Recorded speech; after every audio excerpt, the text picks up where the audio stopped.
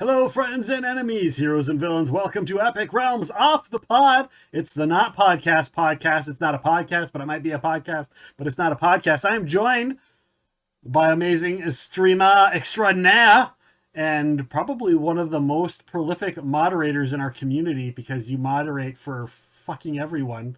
And you do an amazing job doing it. Welcome in, Bentleigh of the 13. Thank you. Thank you for having me. I don't know if I would call me, what'd you call me? Plurific? That's not a word. That's not a word. Where's that alert It's at? the I need extraordinaire. that. The extraordinaire. there. Wait, which alert? Which one? The new one? It's not. No, it's not an alert. It's not a word. I need Octavius's not a word alert. But yeah, the new one. The new one. I need to see it. It's a 108. It's a 108. It's a 108. We have replaced. Whatever you do, don't. We have replaced the We have replaced the Octavius appreciation alert with a new one. What? Prolific.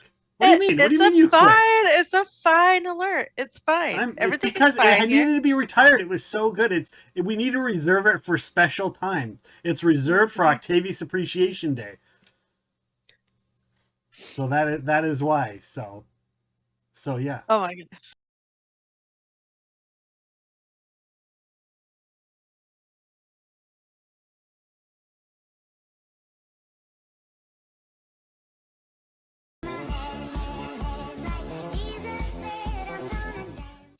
I hate this. I already know I do. You do. And by the way, thank you, Stephen the Shark, for the raid. Oh my God, welcome in, Raiders. Welcome in, Raiders. Even in, and I was just like, so many things. Got to do the intro. Holy crap! I don't even know what balls I have. That didn't come out right. No, it didn't. All right, come on, Bentley, finish it. Always finish it, Stephen. You're welcome. Oh, yeah, perfect. Finish it, Bentley. He's right below you, by the way. He's under you. I know, I see that. He's right down there. Oh, just kidding. Welcome on in, everybody. Before we get fully started, I'm going to do one at the beginning and we're going to do one at the end. I've got a new sponsor. You can see it right here. It is Babbel. If you've ever wanted to learn a new language, they've got all kinds of languages, and it is an amazing help for the stream. And it's going to be an amazing sponsor. It's like a subscription is like $12. So all you need to do is sub for a month, try it out. Well, it's less than $12. It's normally like $12, but you get 60% off with my code. So if you guys wanted to learn 60% off with your code, tell me all about it. Right. So if you've ever wanted to learn a language, you can start speaking language within about 3 weeks. Get 60% off. It's for US members only. Sorry, all my overseas people. It's not just, it's just for the US only, unfortunately. I wish it wasn't, but give it to somebody who's in the US. But yeah, if you want to speak a new language, check it out. It is so cheap. It is so cheap just to try it out. And I have 2 friends who do it normally. They speak Spanish now, and they do it, and it's really awesome. So I was like, oh, well, I already know that this is awesome. I will do a stream down the road where I'll spend about 30 minutes messing around with it down the road. So check out Babbel. There's the link. Use the link. Get 60% off and sign up now. So Bentley. Yes, sorry, I was making mouth movements while you were talking. Movements? I was. And thank you, Lyric, for the cheers. Thank you, Lyric, for the cheers. Thank you, Octavius, for going against your better judgment to play in an alert that is embarrassing to both myself and to Octavius. You guys get a 2-for-1 on that alert, by the way. Yeah, that is awesome. 2 very handsome gentlemen on that alert. Yeah, you were like, 2 of my friends do it, and I was like, oh my God, they do it all the time. But well, you know, they are married, so filtered myself. Oh wow. I mean, double entendre might be true. Yeah. Hi, JR. Hello, everybody. Apparently, when I transferred over, your audio changed. I had it turned right, and then I have to readjust it here because it was a different screen, I guess, apparently. Hello, welcome on in, everybody. So we have some fun topics for you guys tonight to chat about. While Bentley talks to Nugget. I'll be right back. You go talk to Nugget and all of the things. So yeah, we've got some fun 4 topics. Fun for you, fun for me, maybe not fun for Bentley. So we will see. So welcome on in. I didn't even post on any of the Discords that we were live, so we'll just have to deal with it. So hello, Scarblade, welcome on in. She is having some issues with her TV, so give me just 1 second. I'll be right back. I Yeah, go promise it fix won't the be long. TV. Go fix the TV. Fixing TVs.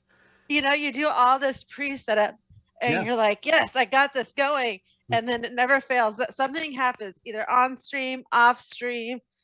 Right. Can we get some shout outs for some of the streamers in here while we're waiting? Give a shout out to Bentley, of course. Shout out to Scarblade, Steven the Shark. Pokemon is up. Pokemon is up. Get your Pokemon. Get your Pokemon. Get your Pokemon. She's a cutie pie. Oh, I know, Epic. I can't do what I want, but I just did, kind of, and, you know, there's no repercussions right now. Are you doing whatever you want right now? I clipped this. That is, I clipped that is this. one of my favorite ones. I I clipped don't know this one. why. I just absolutely No. love It's it. Not that far away. No, I'm not doing what I want. What do you mean? Apparently, our other mod decided to go on a hiatus. Or he's just really upset about that alert. So I will do it myself. You know what? He is Okay, ridiculous. You need to impersonate. That's okay. He's had a long day. You need to impersonate Epic Realms. And a part.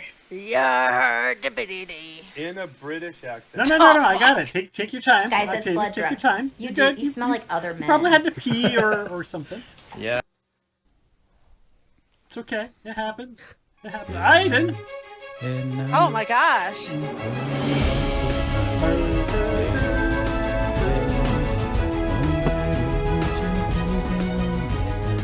Aiden! If you do feel so inclined, hey nine, oh won't you See? be my Valentine? See? I see. Patience, young grasshopper. Patience. Thank you so much. Welcome on in, Aiden. How are we doing? He always makes fun of that my penis is, you know, like. Well, let's the size also of his give thumb, Aiden. You did give Aiden a shit. Look at that. He that read my mind way. before I read it. We Before I take said it. showers together, just, you know, normal bro things. Normal bro things. Yeah, We're you gonna know, put that on penises and TikTok. showering together. It's fine. I think King Aiden just wanted to double the recognition. I mean, my new raid king is amazing, so I'll take it. Mm-hmm. Thank you, King Yeah, Aiden, it again is. for raiding with a party of 1. On top of your party of 8 earlier on, someone was slow. It was probably me.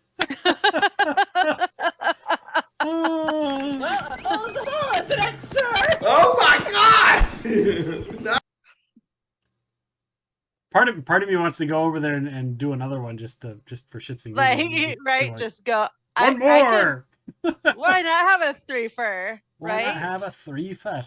A 3-fit. Hold on, I've got all these lurks up in the background. Do you want you don't want me to try my accent on that one. I will just, everybody will leave your stream. Everybody.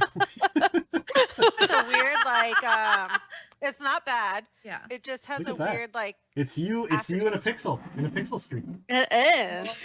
That was White and Women Try it Wednesday. and it's like- Yeah, that was a great show and a great concept. The face I was expecting from the Black Cherry. I know a group of us were talking like we should just rip that off and do like a rum Also, the reason why we chose Black Cherry rude was dudes because it rum was day or called something like that. Black Cherry. Turn And it up. Penny was so proud of all Turn it up. Yeah. Turn. So, turn. you can Accent put it up, that on yeah? any unoccupied space Okay. on the map, Okay. other than the Sounds good. center. Where the fuck is Bentley? Where's she? At? Where Fuck is she? off. Is that the green one? Okay, They boom. live No, Green I'm one. Right definitely here, purple. this I'm this definitely is where I purple. want That it. was also Why, another fun though? one. Right next to Bentley, right there. Trap I it. am green. currently. I haven't gotten to play that game yet, so hopefully I can get in. It was a fun game. Speaking of Penny Potato, who's getting shouted out right now, Penny bought me that game Oh, nice. on Roll20. I put it on there. I'm like, yeah, I can't wait to get it. I Wait, got to what? save up because of Wait, what? finance issues. And then she's like, It's Why either just go Cody check. or no, Dilly's been with me. Oh, the whole that's time, awesome. So it's either So, yeah. Cody or Mucky, and somebody Yeah, vouched that for is Mucky, that was a and he fun got a game. stand earlier, so I'm going with Cody at this point. I voted Cody. What are you drinking tonight, Bentley? Look at my. I have a smug vodka face. and Sprite that I have in my beautiful I love Cody. Or was it the last non-Christmas game? cup. Non-Christmas stuff. Was it I'm the, doing was a it gin this and game tonic. that he got a med It's scan a and somebody Christmas vouched cup. for him, or It's was just that last? oh wait, I'll turn Am I around because about I am to not win? sponsored by Am I about to Starbucks win? yet. No. Am I about to win? Damn it. Join Phil's in here? Oh, God. I feel like at this point, Oh my God. it's like I want to extra Why shout did out you sound people. so sus just now, Lucky? You had me so nervous. Lucky Don't shout them all out and then we can I get started. forgot it was Obviously, Tuesday you and guys I can almost have see. an hour I left. can't remember who the blue Watch. was. in Oh, the okay, reactor. well, thank you for watching. What are you pointing at? Right Oh below me, my there's God. it says- Yeah, yeah. as you guys can see, hello. Oh. An anonymous gifter made me shite myself. So I that's just shat so myself. weird that Get Wrecked Bentley isn't like a that channel. I don't doesn't think that's a exist. channel, Octavius. That's weird. That's weird to me. I feel like there should be something. There should be a channel called Get Wrecked. You should just go make that account. Comments on such things. Yeah, that'll be my like trial account. My Or goggles way over there. Right. It's like and yes, I have to pick them up with my legs. what is? I don't know. Mine is always Yes, doing I- something. I don't know, but it's funny.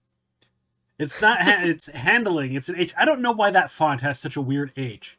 The lowercase one looks just as lowercase as that one. I was like, oh, maybe I hit the lowercase.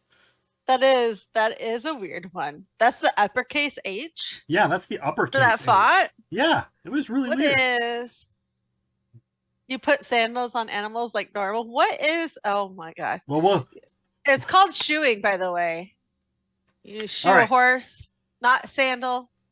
are we ready for topic number 1? Animal handling, yes. handling with animals, working with animals, shit like that. Handle all the animals. So including Octavia. Bentley has worked Yes. with animals, right? You worked. Yeah. Mhm. Were you like a did. zookeeper for all of the I octopuses, aviuses? That would have been amazing, but no, I wasn't that lucky. That's now. Wasn't that? That's now. Yeah, I wasn't that lucky, but yeah. So one of my long-term dreams, as I was growing up, being a young child into adulthood, was to work as a veterinarian. And so, in high school, I kind of went that route. I worked with large animals, which is horses, cows, farm animal type things. And then I actually worked at a vet's office for a long time where we worked with mostly small animals, which is cats, dogs, basic animals. But we also got to experience towards the end before I left that field. I got to work with some deer. We got to work on a tiger. So it was actually some really cool experiences, but I did a lot of work with like trainers and things like that. And so it was pretty fun. It's one of my passions actually, is working with animals and learning and being in that field. And I just wanted, like, my big thing was going to be, I was going to work with seals and whales and all that. I was like, I like water and animals. What can I do?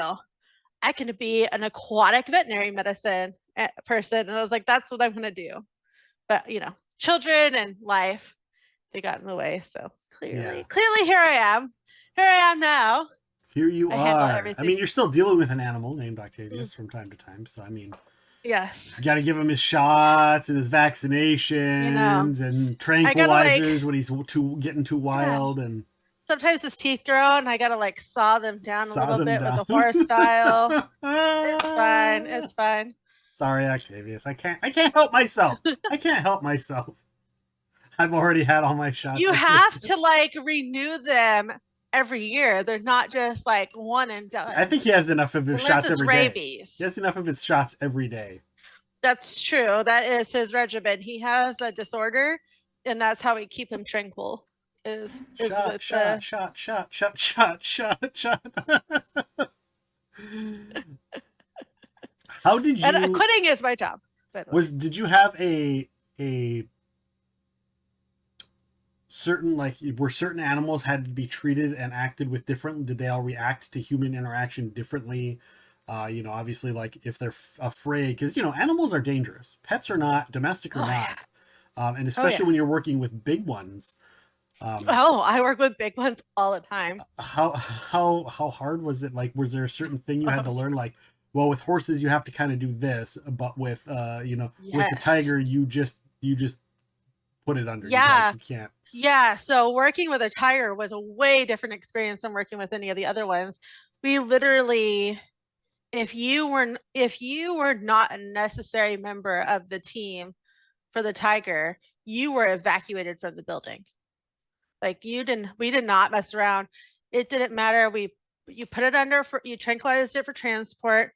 We would wheel it in, but the precaution was, in case this animal wakes up, we don't want extra people getting hurt if that's the thing. So, and even though like this was obviously, it wasn't like just a random tiger. We were like, hey, we found this tiger roaming around out in the wild. We're going to bring it in.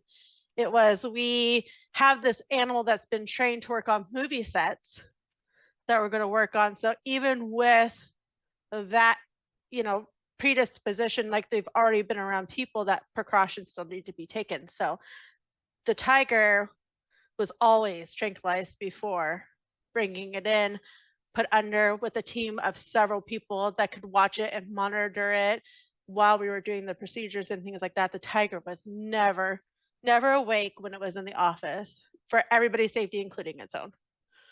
But yeah, horses are way different too. The way you treat horses and pigs and sheep, dogs, cats, they're all, because they all have different personalities, right? Even the different breeds have different personalities.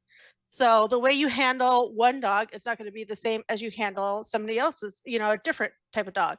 So they're just like people, where everybody gets, everybody has their own thing where you have to be like, okay, you need to feel them out. How do they react? How are they in certain situations? You don't know what that animal has been through. Yeah.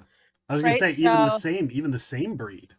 Because even the same breed. If you get a breed that was like raised to be like, to be like a dog that's raised to be violent and vicious, another breed, or the same breed but another dog, could be raised completely differently and they're going to act completely different.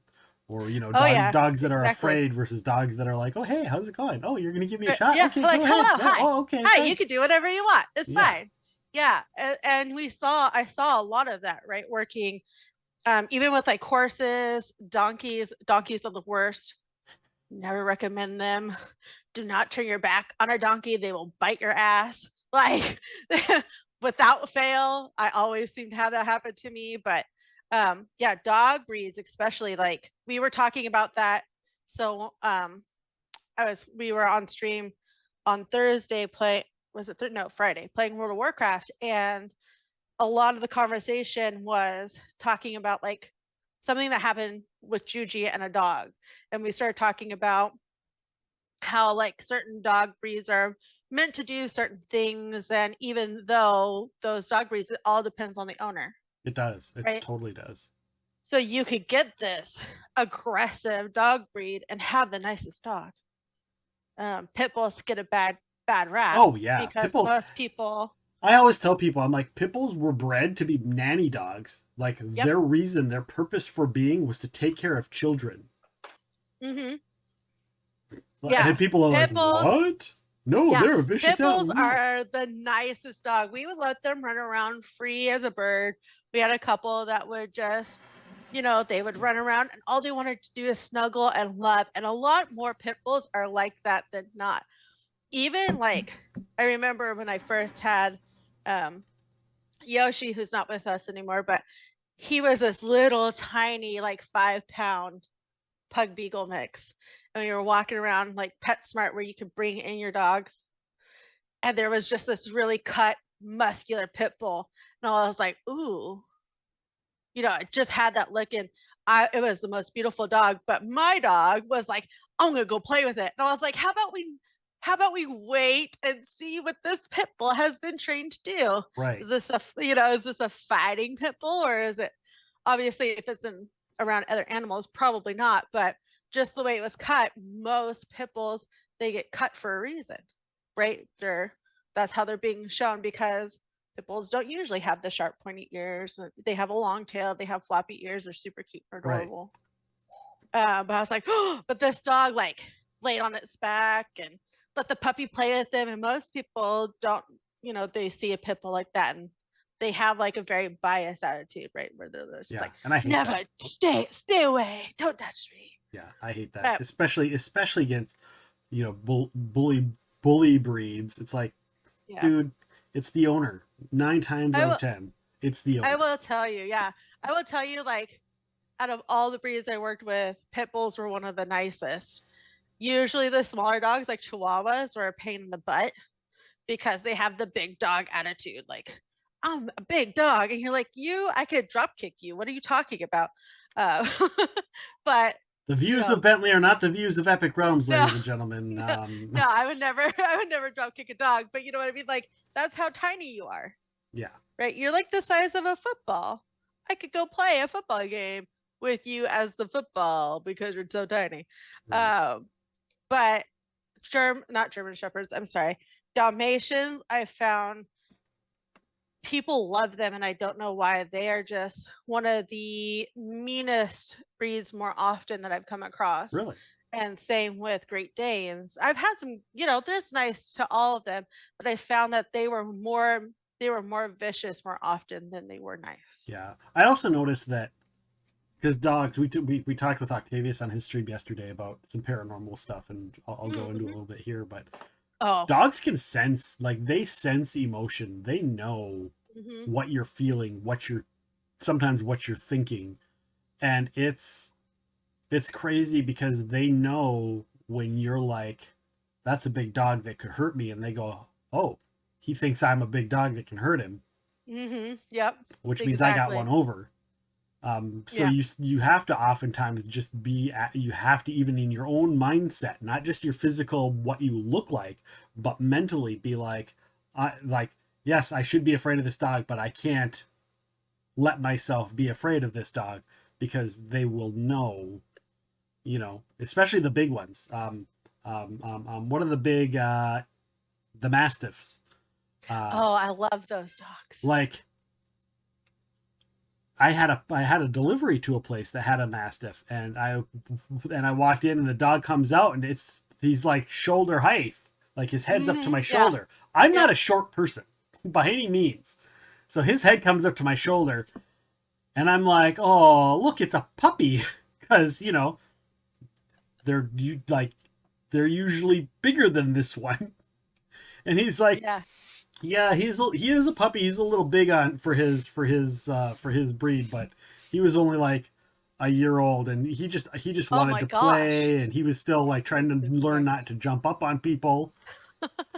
Heaven forbid he jumps up on like a 9-year-old, but I just wanted to cuddle him and take him home. But I do a lot of, like, obviously I have a dog. I have Pippin, but like I've done training. I actually signed up. I don't know if you knew this. So there's a pretty well-known dog trainer organization here called Canine Coach in the upper Midwest. And they had an opening for a dog trainer. And I was like, hey, I'm really good at training dogs. I have all these things. Like, I know a lot of stuff. I know what I'm doing, but I'm not officially trained. And so I apply for the job. Because they train you and everything, and you have to sign like an agreement that you won't go anywhere else for like 5 years. Oh, wow. Just because they are personally training you and certifying you. They don't want you to leave to take your start your own elsewhere. job. Yeah, whatever. Yeah. And so I did that. And so I had an interview. I had 2 interviews. And at the end of them, the outcome was she really wanted to hire me because she was like, you already know everything that I teach. You already know. All I have to do is watch you do it with the trainer. Like, we can skip a lot of the stuff because she's like, I've asked you pretty much everything from all of our training classes and you already know the answers to all of them. That's awesome. And she's like, my only concern is that if we have classes and you like, they don't have substitute teachers for the classes. Oh, okay. So if a class gets canceled, it pushes all of the classes back for the year. Oh, wow. And I was like, well, with my celiac, I can't, if something happens, I can't be there. So that it didn't end up working out, but it was really nice to know, hindsight, that everything I know and all of my skills and all of my knowledge is already the same as what they teach at the professional, one of the most well-known dog that's trainers amazing. in the area. So now I'm like, not that put a feather in my cap, and not that I got a big ego, but it did kind of give me a little like, it I've got helps a you- dog ego now. Like, Yeah, it helps you feel good. And training dogs is not an easy feat. You can train any, I mean, I feel like you can train any dog. It doesn't matter how old they are. You just have to be more stubborn than the dog. Right? yeah, Like yeah, patience. my dog didn't want to sit for the longest time or roll over. But you know, being more patient than he was, being, you know, and you know, making sure he knew that It's knowing what their motivation is. Control. Yeah. What motivates them? You know, if it's a dog that does like, if they're not like the best ones, if they're treat motivated, it's so easy. It is easy if they're treat motivated. Thank you, Nader Ahmed. Nader Ahmed. I don't know if it's one word or two, but welcome in, Nader. Thank you for the follow. Much appreciated.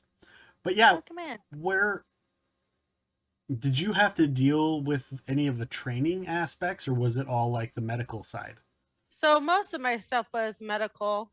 I did work a little bit offhand with, you know, I train all my own dogs, but I didn't like do anything really outside of that. I worked mostly with horses in the aspect of like wagon training, where we would teach them how to like pull the wagons, and teach other people how to how to like drive the wagon, because it's not what you think it is, right? You like the way you turn is not like how you would turn a car. No. And so my great uncle actually owned like Puretrons, which is basically Clydesdales. If you've ever seen the gorgeous horses. Yeah, they're so beautiful. And we would take them and we would show them at the fairs. Okay. And like drive them around, and we would train other horses alongside the wagon. So we would tie them up and kind of like pull them the way we were pulling the lead horses to guide them. And so that's kind of where a lot of my training was. Instead was more like teaching the horses how to do that versus like teaching a dog how to sit. Nice. And for those that are just coming in, we're changing subjects every 20 minutes. So right now we're talking about animal handling, animal training, animals, all of that kind of stuff. Animals in general. Animals in general. Yeah, I have this affinity for animals, and I again, we talked about with you know, with Octavius, he's got his occulting thing, and we talked a lot about, I have a lot of experiences in the paranormal, and one of the things that was just when I was little, I could get wild animals to do whatever the hell I wanted. And we lived in the boundary waters of Minnesota, like the way out in the sticks, where like they're like, no, you can't have gas vehicles beyond this point. Oh my gosh, yeah. You know, the motors on the thing. And so we actually ran a portage where we hauled boats from one side to the other. And so my dad ran the portage, and like there was not even electricity out there. It was like kerosene, everything. There was like a thing where there was a wire between two things, and we had a phone. And they'd pull it off the hook and they'd crank it. And crank it? You couldn't talk through it. It would just ring on the other side, and we'd know we have to go over there to pick them up. That's all. And that was his job all summer long, was just to pick people up back and ferry them back and forth. And yeah, I have pictures. It's like I had 21 ducklings that would come. They would only come to me. They would only feed from me. There was an eagle in a tree nearby. I would call the eagle out of the nest to come and say hi.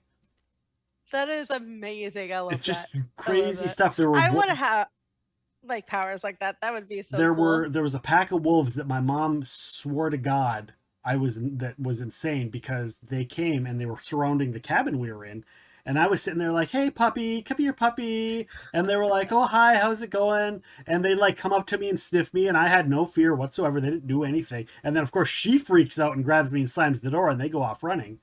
But yeah, just all kinds of stuff like that. So I've always had an I'm just affinity. gonna play with this giant dog, and your mom's like, "That's a wolf. Yeah. What are you doing?" But wolves are amazing. I've never worked with. I worked with some mixed wolves, so they were wolves, dog, mixed breeds. But coyotes are very interesting as well.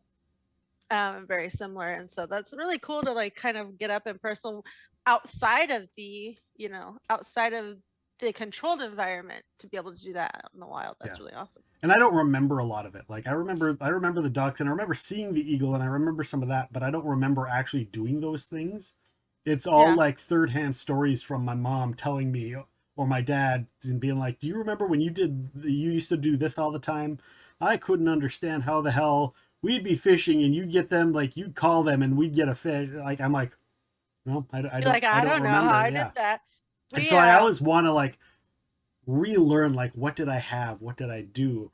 But I find like I still find it really easy to work with animals. So like training a dog, or if I see a cat, like people are like, oh, my cat hates everyone. The cat comes up to me and jumps up in my arm and lets me pet And and falls loves asleep you, in my yeah. arms. You know. Yeah. You're like, well, I guess not everyone. Yeah, it so often. So which is great when you're a delivery driver. I know Redneck Jedi. He just delivers a lot. You never know what kind of It animals you're going to is. run across. You never know. My mom worked for FedEx for a long time, and you know, you get those animals where they're just like super protective of their property and don't even want to let the FedEx drivers in. But I had a similar experience with animals back in high school, and part of my program and my training was to like work in this rabbit pen. Okay. Where we would care for this group of rabbits, and we would, you know, clean their cages, we would let them out and work with them and handle them and stuff. But And call for them whatever George. reason, yeah, for whatever reason, It's a they would Looney Tunes have, reference for those you kids out there. for whatever reason, they had a rooster, and his name was Diablo, for very good reason. He was a very typical evil rooster. He was an angry cock. He was a big angry cock. Let me just tell you what. And people would have chased him off with this rake thing that they would use to like clean the bottom of the like stall and stuff, because he lived in with these rabbits for whatever reason. But I would go in and I would just like I think I had to use the rake once, and that was when he first met me, and I was like, I'm the dominant one here, bitch.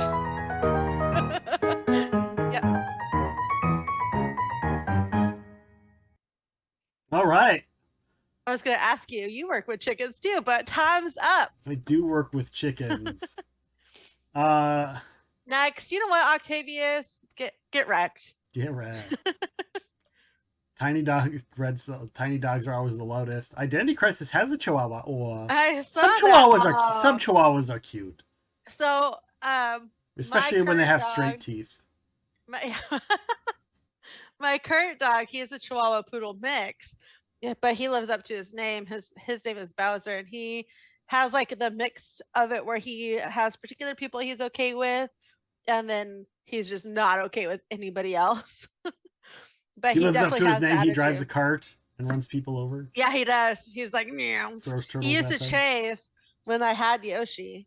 Yoshi was a 35-pound, you know, basically a giant pug. And here's this little like 1 ounce puppy chasing after him, biting at his ankles and just giving him the hardest time. I'm like, he could like have you as a snack. What are you doing? Red had a black German Shepherd. Whenever he'd go to visit his parents, it would usually bark at first, but then he's totally sweet. Stepdad trained him well. Apparently I'm a Disney princess. Red also had to deliver to chickens once. Oh, nice. Yeah, I think with dogs, they're barking to let you know that they're there, right? Or they're barking to let you know someone else is. Is that what you meant? Yeah, or is there like there's somebody there, right? That's the way they're communicating. Like, hey. We have this thing. Both dogs we've had since Curly Girl and I got married. Both dogs, I'm like very much into we train them not to bark unless it's important. Yeah. So it's like there's the mailman's here. I'm like, no barking, no, not important. No. That's not important. Well, yeah, especially like if we're in the room, like if I'm upstairs, our older bear who's no longer with us, I had him pretty well trained to. He would bark, and then we got him. He was an adult dog when we got him, but he was really awesome and super smart at training. But we got it to the point where he would bark once, and then he'd come to wherever we were in the house.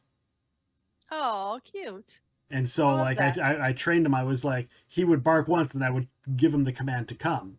And so then he would come and I would give him a treat. But I would always wait till after he barked once, and then eventually he learned. Like I bark and then I go there. I bark and then I go to make sure you know that there's someone here. And so he got into the habit of doing it. And I haven't done that with our That is dog because awesome. our dog really doesn't bark that much. Yeah. Like maybe when the mailman shows up once a week, he might be like woof woof woof, and that's about it. But Like, hey, there's a the only person time outside. the only time he barks is when he's excited and he wants to go OUTSIDE. He's probably in the house somewhere, and Oh, we have a rule. he If heard you say it. we have a rule. If anybody says that word and he hears it, you have to be the one to take him.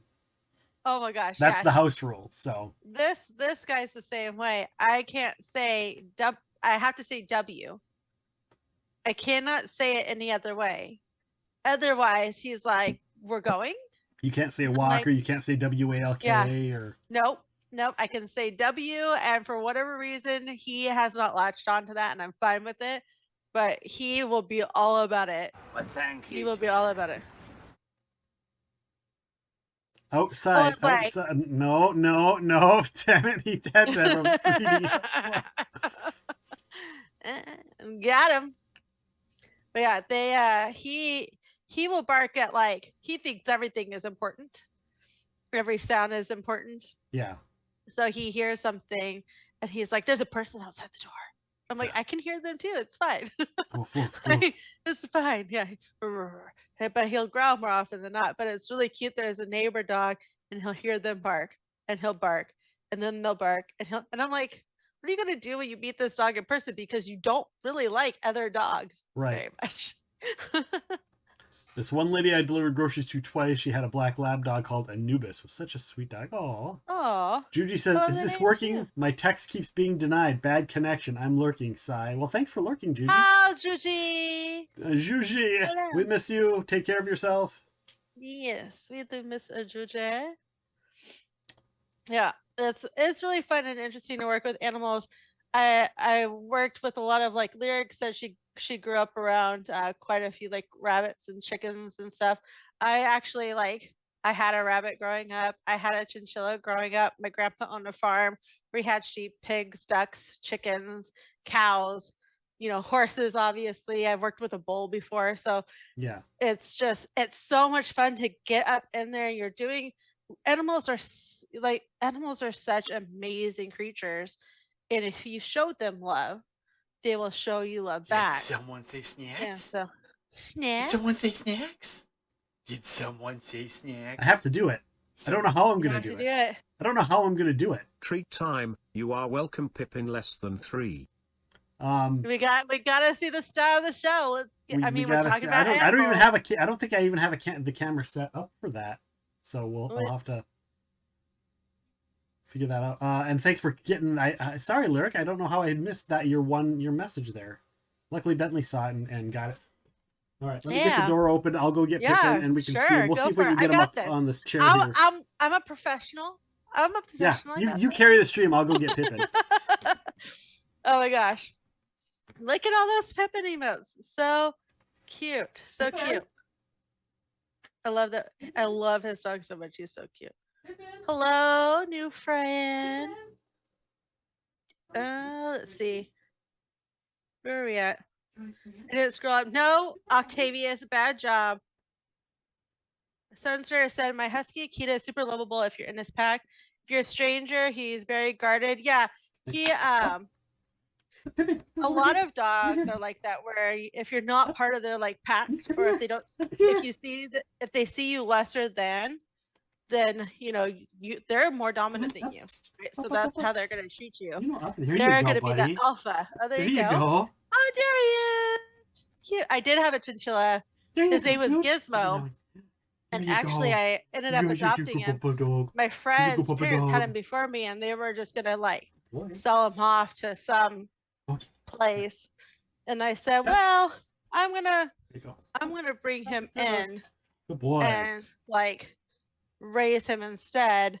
And the thing that I love outside of how soft and cuddly they are, was their cute little they have these special baths that they have to take. chinchillas That's- do, and they Mhm. like roll up in this like Turn special it up, dirt, and yeah. then they Turn it leave up, cute little yeah. like Turn paw it prints up, all over the yeah. place. Turn it up, yeah. Yeah, friends had a ferret named Gizzo. Nice. Keep Hi, going. Scarblaze. Keep going. Favorite odd Keep going. fact. He's like, more. I'm like, Yeah, I just just gave you like facts. Yep. 5 alerts worth of treats, dude. Sometimes Squirrel asks, "What's our favorite odd fact?" Favorite odd fact Yeah. about just whatever. It just says favorite odd fact. Yeah, that's you shouldn't get Bentley what after midnight. Facts. Yep. No, Lyric, join in the conversation for cooking for sure. I don't really have like a fun odd fact that I'm like, this is super odd and cool.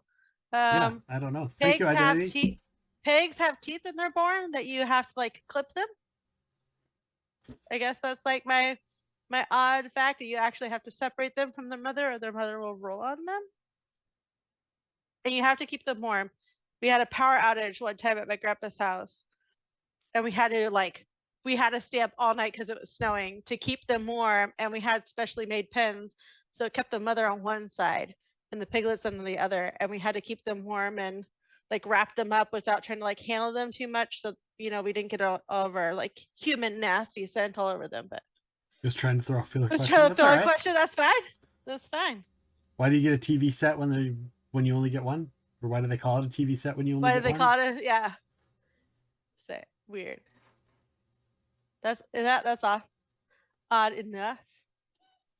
If the opposite Oh. of pro is con, then the opposite of progress is Congress? I don't know what you mean. All right, so the next topic of conversation is cooking. Now we could probably do this for hours. Yes. At what point were you did you realize like I like cooking? I like making things. So actually, I tried to avoid it for a really long time. My mom and my grandma are both cooks and bakers. My mom, she used to like, I will never be, well, I can't say never. Maybe one day in the very far future, I will be this good, but right now it looks like a 5-year-old decorating a cake. But she would make these elaborate birthday cakes from scratch with the icing, and my grandma makes like scratched meals all the time. And so I was like, I'm not gonna fall into that. But one year my mom was like, you have your own place and a child. You're now making Easter dinner for the whole family, and we're coming over because it's your turn. And the baton was passed on to me, and there was just something about getting into flour and making my own pies and making my own the crust, and putting all the slicing up the turkey and doing all that other stuff, that I was just like, this is therapeutic to a point. Yeah. Right, where I'm like Octavia's gonna laugh, cutting up the vegetables.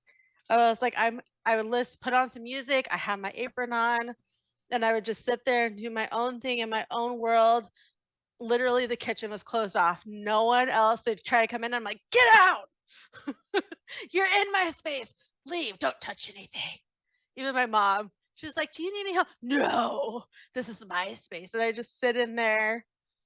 I'm an introvert naturally. So being able to kind of like, you watch the kid while I do this, and I would zone into it and just block everything out. And it was, I was busy, but by myself. So I was able to just kind of find a focus and a relaxation point. And so I have a lot of recipes. I forgot to grab it, but I have a WoW cookbook that my friend gave me one year, and I haven't tried anything from there yet, but I really, really want to. But it has all these exotic herbs and spices that I'm like, I really want to try that.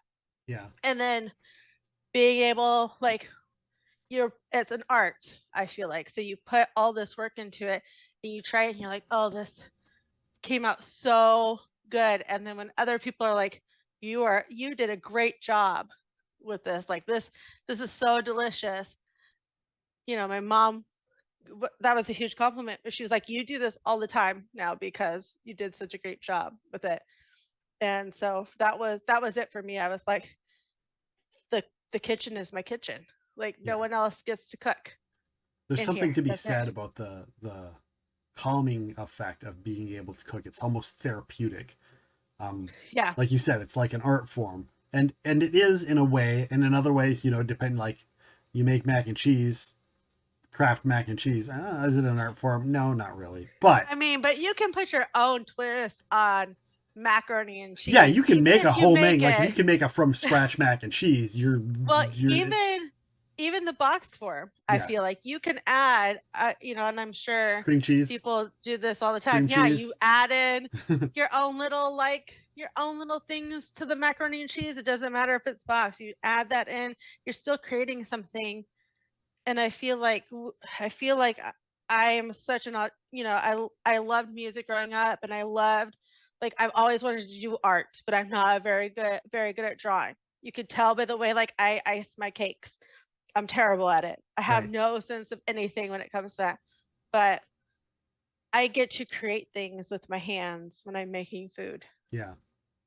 And so, like, it doesn't matter if it's a box of macaroni and cheese. Like, I'm still gonna have my own little thing to, you know, that I'm gonna add to it, whatever, you know, whether it's like get out of my kitchen, yeah. Yeah. Get out. Get out of my kitchen. Beware, I have knives. And like, you know, and then also too, I feel like some of cooking too, you have to have like certain pots and pans and, you know, Utensils, tools. yeah, there's tools that you have to make certain things.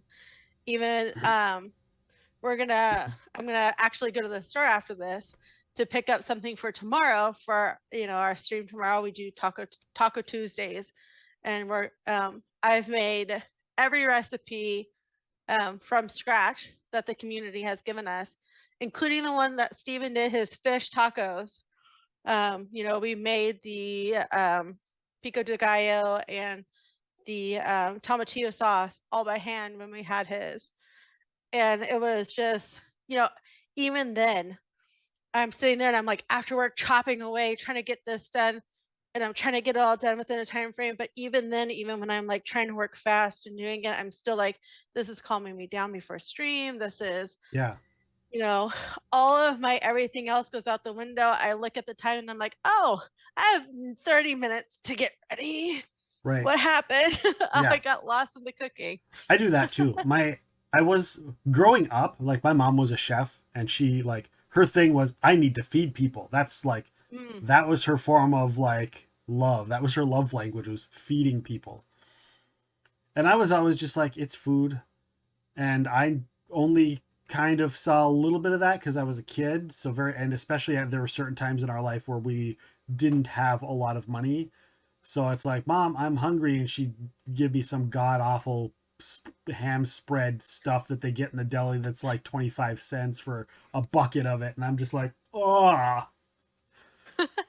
But if she was given, you know, her way, she was an amazing, you know, she made a lot of food. And like, eventually when our Christmas wasn't at my great grandma's house, she would do Christmas or, you know, whatever, and invite all the people. And I had been moved out at that point, and I'd come in, but I didn't do a lot of cooking. I worked in restaurants, so I was like, I'm working in a restaurant. I'm making food all the time. And while, yes, I learned to make a lot of cool stuff that I'm like, okay, now I'm going to do it and I'm going to put a different spin. But there was something that happened, and it was right before she had passed away. And hello, Supernatural Writer, welcome on in. There was something that happened, I don't know, maybe a year or two before she passed away, where I started making food for myself, experimenting with things, doing stuff with the crock pot, and, you know, making stuff. I was like, I used to work at a restaurant. I'm just going to make this meal. And, you know, it was just like, I remembered it. And it didn't take me long to go, I like have the second nature when it comes to cooking. It's like I just know what things taste like, what the flavors are. I ended up getting like some of her recipes, and I don't know where I learned other than my restaurant stuff. And some of the stuff I just remembered shit that she would say, or she'd, memories of like this and this go together, and you do this much and that Yeah. much. And so next thing I know, it's like not too long after she passed away, I was just like, I've got a really good skill when it comes to this. I know things that a lot of people don't really know.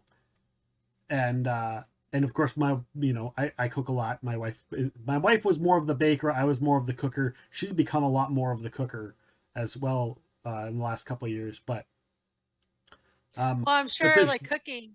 Sorry, go ahead. Yeah, there's very often times where we'll get a we have some friends that start cooking and they're like, oh hey, did you know if you do this and this is a great way to do this? And I'm like, yeah, I've known that since I was 15. I don't Right. it's just like You're like I already knew that.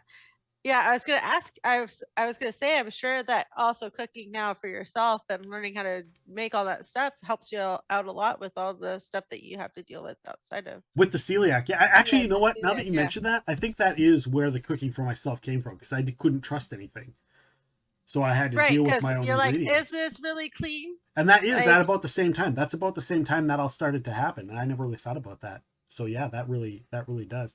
But Yeah, like 'cause my you have to wife be says, really I have careful. a gift where it's like, what are we gonna have? And she's like, I don't know. Like, she's like, this is the plan. Buy the groceries for this meal, Mhm. which I can do. Like, I can be like, I really want to make this particular meal. It's in my mind. I think this would be a great meal. I go and get the stuff. But oftentimes it's like, I don't know what to have. I'm like, okay, you go sit down. And I just like look at the cabinets, look in the freezer, look in the refrigerator. What do we have? Okay, here you go. Restaurant quality meal out of Like, just here you go. whatever I have laying around. Yeah, one of the reasons why I was always like, I'm gonna stay away from the restaurant industry. I don't want to work in there, like in fast food. Nothing was because I didn't want to lose I didn't want to like that atmosphere is so high stress. And then you're like cooking, and then you come home and you have to cook, and I feel like you would just be like, even though if that was your passion, I feel like it would get to a point where you're just like, I just don't feel like cooking for myself Yeah. today. I've talked a lot of times about that. Like, would I ever want to do that again? Would I ever want to, like, and the answer is no. Doesn't matter how much Yeah. they pay me. Like, no, I enjoy cooking at home and I love cooking. I don't like doing the dishes. I still hate that. That is still Oh, I hate doing dishes the is still one of my top 3 most hated chores in the household. I hate all chores, but yeah, dishes. Someone else could do them for me. Dishes and laundry, I could do everything else. Yes, yeah, I'm fine with laundry, like- provided I remember. But like shoveling, dishes, scrubbing things, like walls or Yeah. floors and stuff. No, painting. Yeah. If you have to paint the walls, like that's not a chore. Oh, but, I don't mind painting the walls. I can't stand it. I've done so much of that, but again, like artsy, right? So like I'm expressing myself with the wall paints. So Yeah. like I painted my son's room when he was younger, and I lived with my parents. He had his own room. I Yeah. painted that. But anyways, that's a little off topic. It is. But Cooking is do you painting. do you have a favorite? I don't want to say favorite meal. I want to say like a favorite type of food. Like for me, I can make Mexican food every day, all day, week in, week out. Like my mom lived in Denver for a number of years and worked. That's where she really got her real good start in cooking. Mhm. Was working authentic restaurants in Denver that were like these Mexican places. So she learned all of these meals. So I grew up on all of these authentic Mexican recipes. And so for me, like burritos, tacos, enchiladas, just all of that kind of stuff is that's where my bag is. Like I can never not have that. If somebody's like, you want to go out for Mexican food? I'm like, yes. Yes. Didn't you do You that can the never last go 5 days? I go, wrong. yes. Yeah. You can never go wrong with Mexican food, I feel Fajitas. like. Yeah. Oh yeah, that is Mexican food is a big hit in my house. And my son's favorite meal growing up was steak fajitas. my daughter's favorite meal, if she could choose anything, would be a chicken quesadilla. And you know, yeah, she loves that. That's for my A-Team fans, for the people that like the A-Team movie.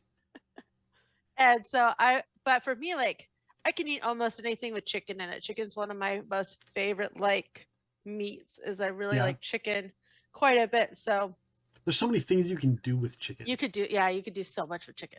You just flavor it, right? Like flavor it, put it in something. So, but yeah, we do a lot of Mexican. We do a lot of Mexican dishes. I just bought a whole thing of refried beans from Costco for some of our Mexican dishes. Black beans or pinto beans? Pinto. Okay. Have you tried the refried black beans? I have. Oh, I have tried the so good. So good. I actually, with the taco recipe that you recommended, there was black beans that you like smashed and made refried.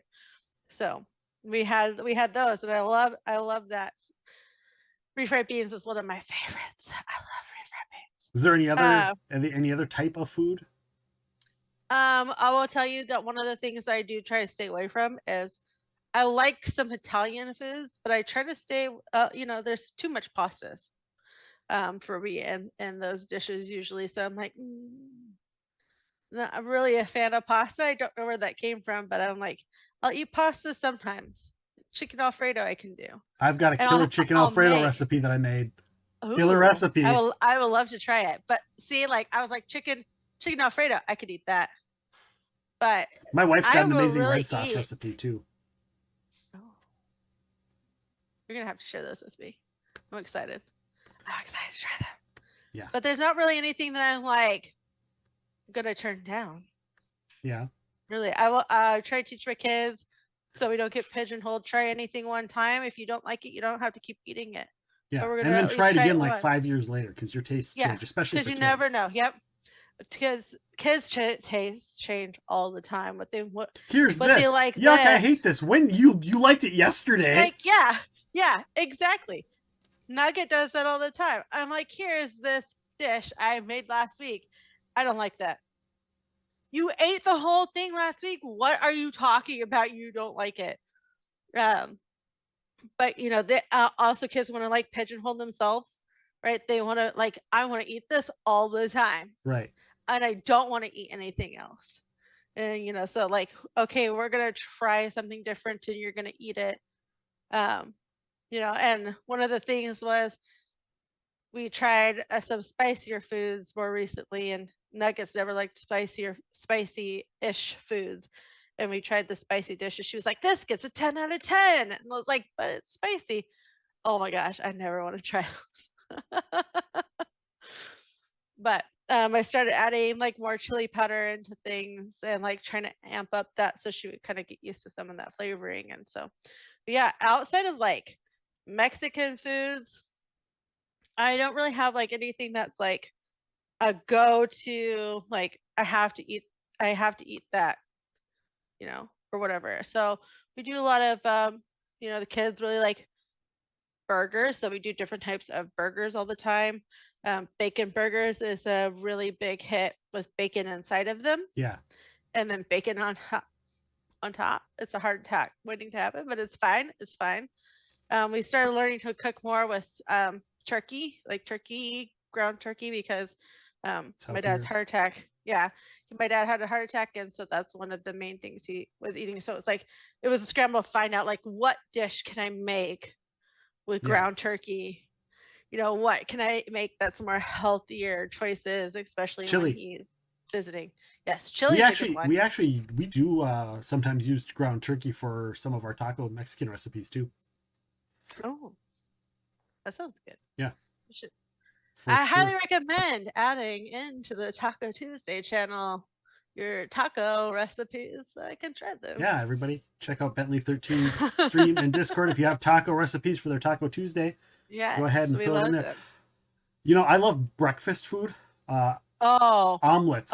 Omelets, I agree. Like omelets are good. Those are my favorite. Put anything in there. I would every time I went to a new restaurant. This is pre-celiac realization. Every restaurant, if I had never been to that restaurant and they have omelets, I'm like, I'm ordering an omelet. And I had this hierarchy of like the best omelets in the world. So that I that's had ever with, had. that's like me, but I do that with biscuits and sausage gravy. Okay. One of my grandma would always make me, and she still does to this day. I go visit her. She's like, I have biscuits and homemade sausage gravy for you. And I'm like, oh, give me all of that. drool. Give me all. You know, everything is made from scratch. So I'm like, yes, give me all of that. And they even like when they own their own farm, they would even have like, you know, farmed raised sausage. Right. But they don't have that anymore. So that's, I'm like, oh, this isn't the same. But I'm snob. So I'm like, oh, this place has biscuits and gravy. I'm gonna get that and I'm gonna try it. And without fail, that is like, if that's on the menu, I'm gonna eat it probably. I'm like, this is gonna, and then I'll be like this, and then I rate it. Like, how good is this? So I'm the same way. I'm like, this place has good biscuits and gravy. This place, not so much. This place is pretty good. So like, I go through that the same way I feel like you do with your omelets. Yeah, for sure. I see that poll. Yes. So do you want to know? Do you want to know? You want to know 2 keys to my omelets? Yes, tell me. So you take your eggs and you mix them like you would. You whip them up, right? Yeah. Then you melt a With the- little ramekin with a little bit of butter, like maybe a teaspoon or a tablespoon of butter, maybe a little more. You melt it in the microwave. And then you whisk it and you slowly pour that butter into the eggs. Mm-hmm. Why are you making that hand movement so low, though? There you go. You gotta whip it good. Okay, whip it good. I gotta get up here because it's like, yeah. So, because nobody holds the bowl up here to whip it, Bentley. Jeez. Yeah, but you're not on screen, so we're just seeing this, and we're like, "What is this TOS?" I mean, I have some TOS, things, but my God, whip it, whisk it real good. Whisk it real good. So you do that, but also the other key, you whatever cheese you like. Everybody likes different cheese. I usually like deli American yellow for my omelets, but the other key is cream cheese. You put a little cream cheese in there as well, and it gives it a different like texture and flavor with whatever your other toppings are. So those are my two. Those are my 2 keys to an omelet. I will have to try that.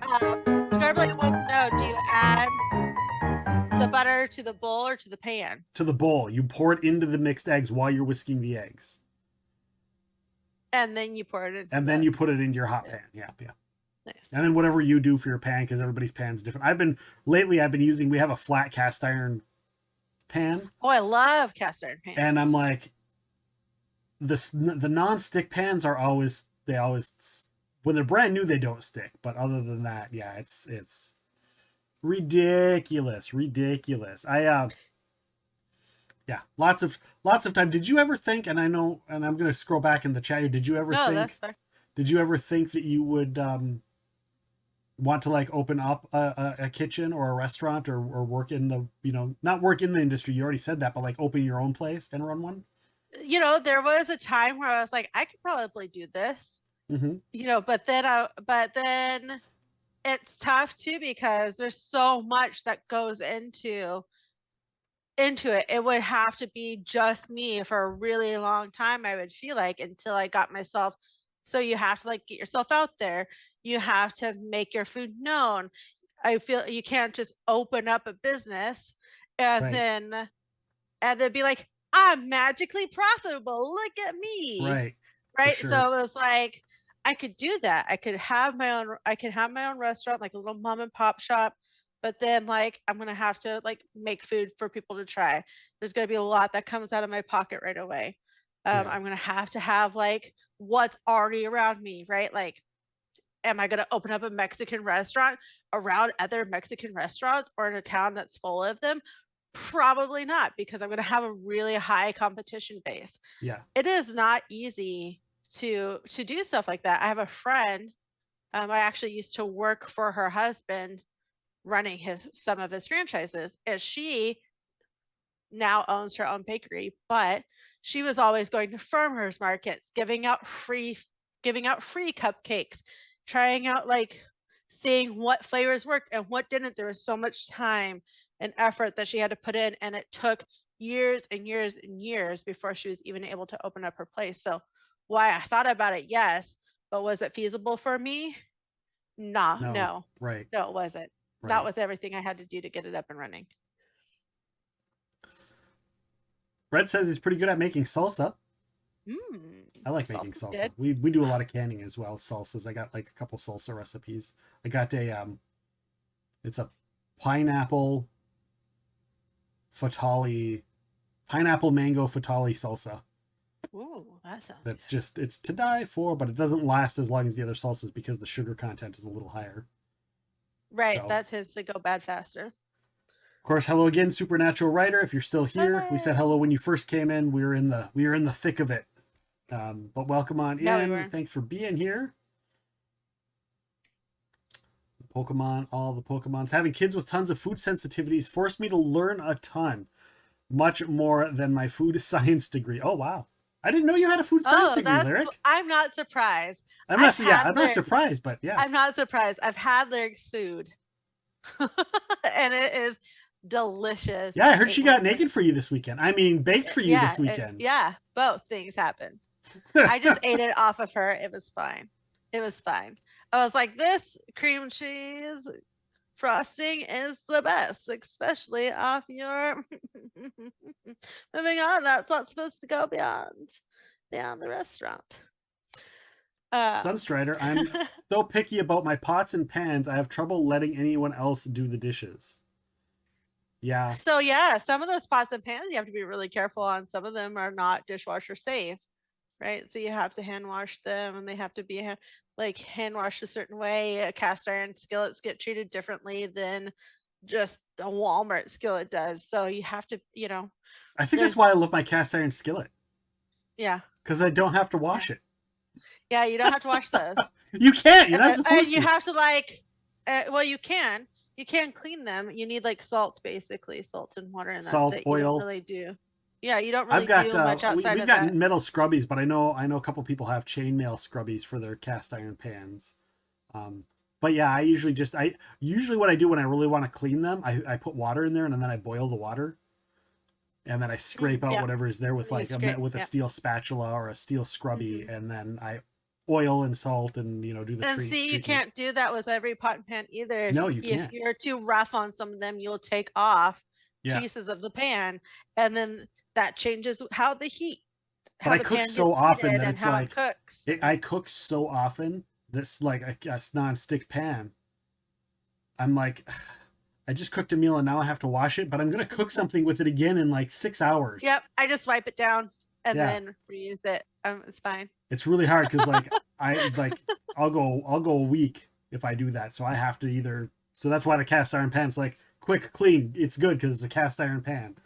And I then don't have take to worry. water, I wipe it down, especially if I'm rebaking the same thing on it. Like my daughter really likes eggs every morning, Yep, so I same here. take it, usually I what I- wipe it down after I'm done using it, and make sure there's no residue left, and then I just put that's it. That's it. I don't have to put it in the dishwasher. Scarblade likes to do chores. Oh, Scarblade, come to my house. Yes. You can live with me. You should Your open up a treat. business, Scarblade. There's your new Yeah. business. Doing other people's chores. They can pay you for it. Doing chores. Yep.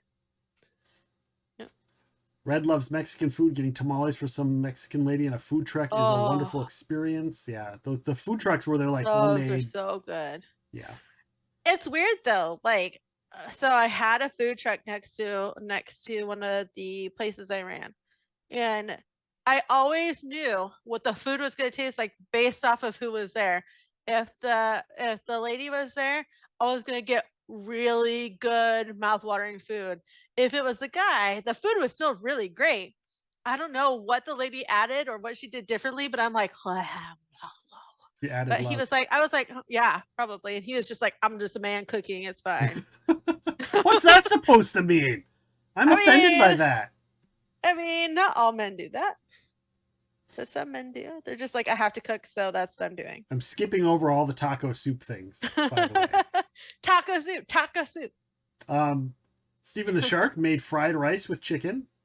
So we got a wok for Christmas last year. Not like this previous Christmas, but the year before. Hmm. Best kitchen gift ever. A wok.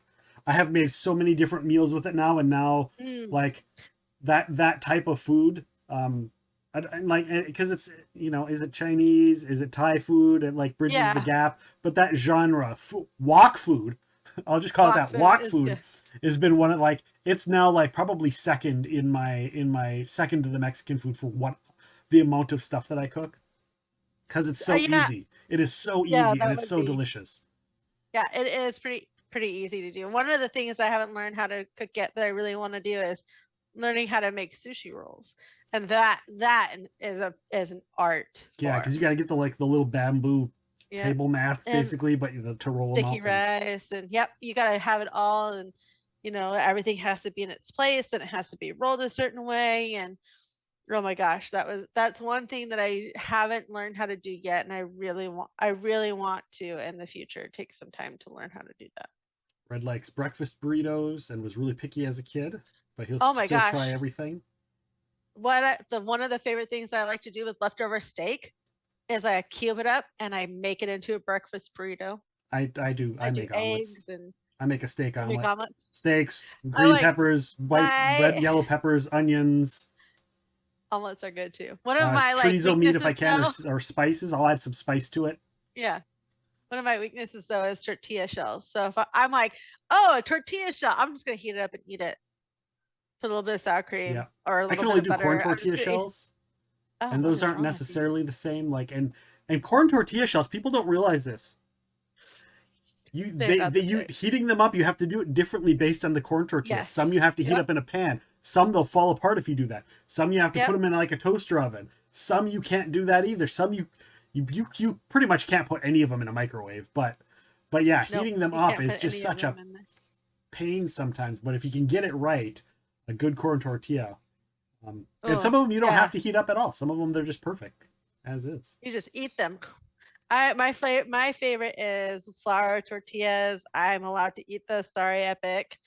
But I but even those, like, depending on how they're made, I had an itch like right here, right, like under my hat. There was this itch. It was like right here. Oh, weird.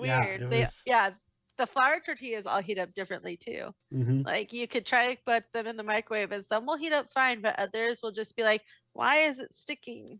I have a list. I have a list on my phone of, if I could eat gluten, what would be the first things that I would do, and soft shell, like a soft shell burrito, is like might be number one. A soft shell flour from, well, I hate to say from Taco John's, but it's a super bean burrito from Taco John's with nacho cheese dipping sauce. They must be really good taco Mexican food there, because I'm just like, I keep hearing about Taco John's, but I've never had them. We don't have them over here that I'm aware of. Yeah, I mean it's hit or miss, but that particular meal was my go-to.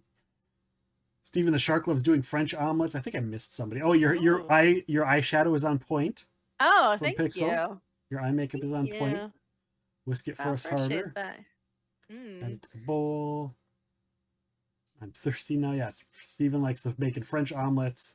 The poll is turning into a silver. I didn't even see the results of the poll. I didn't care. I was just like, this will be fun. This will be for them to do while we catch up to chat. This will be like, give them something to do in the meantime. It's fine. Dick Nanigans. Profit margins in the food industry are razor thin anyway. It is. Yeah. Yep. Especially with the way that prices are going, like, up on everything. And could you imagine, like, you're lucky enough you have your own chickens.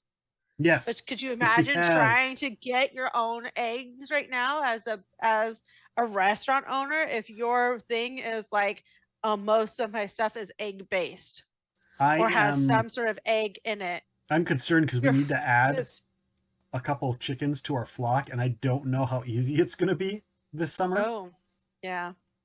So we'll see. We will see. A bit of blah blah blah. Pokemon game. World's tiniest violin emote. Scarblade says she's never had a cast iron pan. I like the flat one where it doesn't have a ledge. I hate making omelets and stuff when I have to do mathematics to get under shit. But you're like, I have to get under it and really like. Because I flip worked it in the all I the worked way in the over. restaurant industry where all you have is this basically tabletop Yep, flat grill, and you just- just slide your spatula under Yep, it you and just flip flip. it. Yep. So Yep. yeah, it's I would recommend one without, like, unless you're cooking in something in it that has like a lot of grease or fat to it, like not really having anything with edges. or if you're doing something like a pasta type thing that you end up Yeah. putting in a pan, or something that's I would love to have both. more liquidy. Unfortunately, I don't have my cast iron skillet anymore, but I would have both. I would We've have got like, like 4 cast iron I just- pans. We're gonna get more oh, too. I hate you so much. We go camping a lot, so we bring them camping because for me with the Yes, it's an celiac, excellent. or if we go camping places and story. people are like, "Hey, we're grilling," and it's like, "Okay, well, I can't have I can't use their grill because they Yeah. put the buns." So Yep. I bring the cast iron pan, I put it on their And you're grill. like, here's my thing. Yeah. That's a great idea. Eat tortillas on their own sometimes. Me too. I put peanut butter in my tortilla shells. Oh. If I need like a I snack right love before the bed or something. proteins. Yep. Protein. Why is it sticky? The title of your sex tape. Corn sensitivity suck. Yeah. It was like 151 votes to 70 for taco. That's great. I went from wow. 14K to 10. Oh my god, Red. That's awesome. My mom has chickens and it's the best. What is happening to chickens? So the chickens aren't laying eggs. Yeah. Scarblade, so the egg production is way down, and then you add that to the bird flu that happened and killed all the chickens off. Add that to manufacturing problems. And manufacturing problems, yeah. So there's a lot of issues with eggs. There's a lot of home people that make eggs that have been like, my chickens haven't been laying eggs in like a year. If you go on TikTok, there's a chicken TikTok group, everybody. And they're all like, yeah, my chickens aren't laying eggs. And the people are like, yeah, change the food. Don't buy the pre-made chicken, like the Purina chicken food or whatever. And everybody's changed their chicken feed and they started laying eggs again. So yeah, it's almost like a government conspiracy to make egg productions low. It's weird.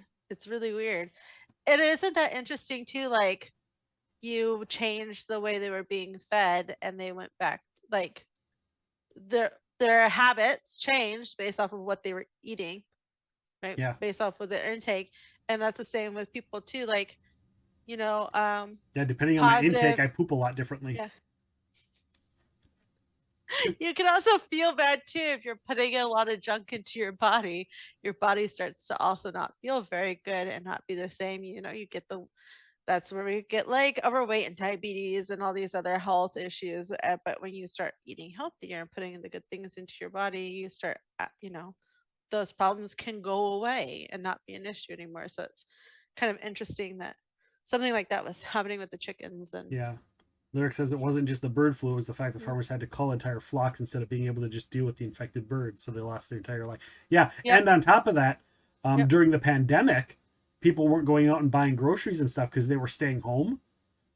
And so they couldn't sell them, and they had an overproduction. They had too much eggs. And so they had to start killing chickens because they were overproducing, and they had to start selling them for meat. So that was another thing too. Yeah, so there's been so much that's compounded the businesses, especially with the pandemic, right? You see a lot less, like a lot of distribution centers have closed down because there wasn't enough productivity for people to warrant people coming into the office. Also, people being so close together in those different environments, you were spreading this disease around by doing that. So they had to limit the amount of people that were in there. Yeah. And so it compounded way more than we would even think it would.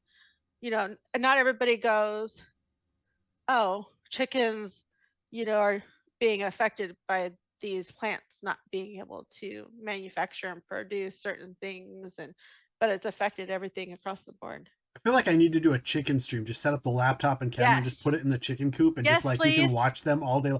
Like a 12-hour chicken stream. Just you can turn it on and watch the chickens. That would be amazing. They have those otter streams too, and so it would just be like watching the otters, but chickens instead. I asked you earlier about restaurants. I had thought for a long time, with all of my experience, that I'm like, I could open up a restaurant. Because here's why my thoughts on running a restaurant would be: you have you go in and there's like restaurants that go belly up. There's a handful of the same things they all do. Their menus are either ginormous and they have a kitchen full of food that they're not using. Yep. Or of course it's just the business is just being run bad. And I'm like, Mm-hmm. what about the ones, the really niche, the ones that people are like, they stand in line or they have reservations out for days?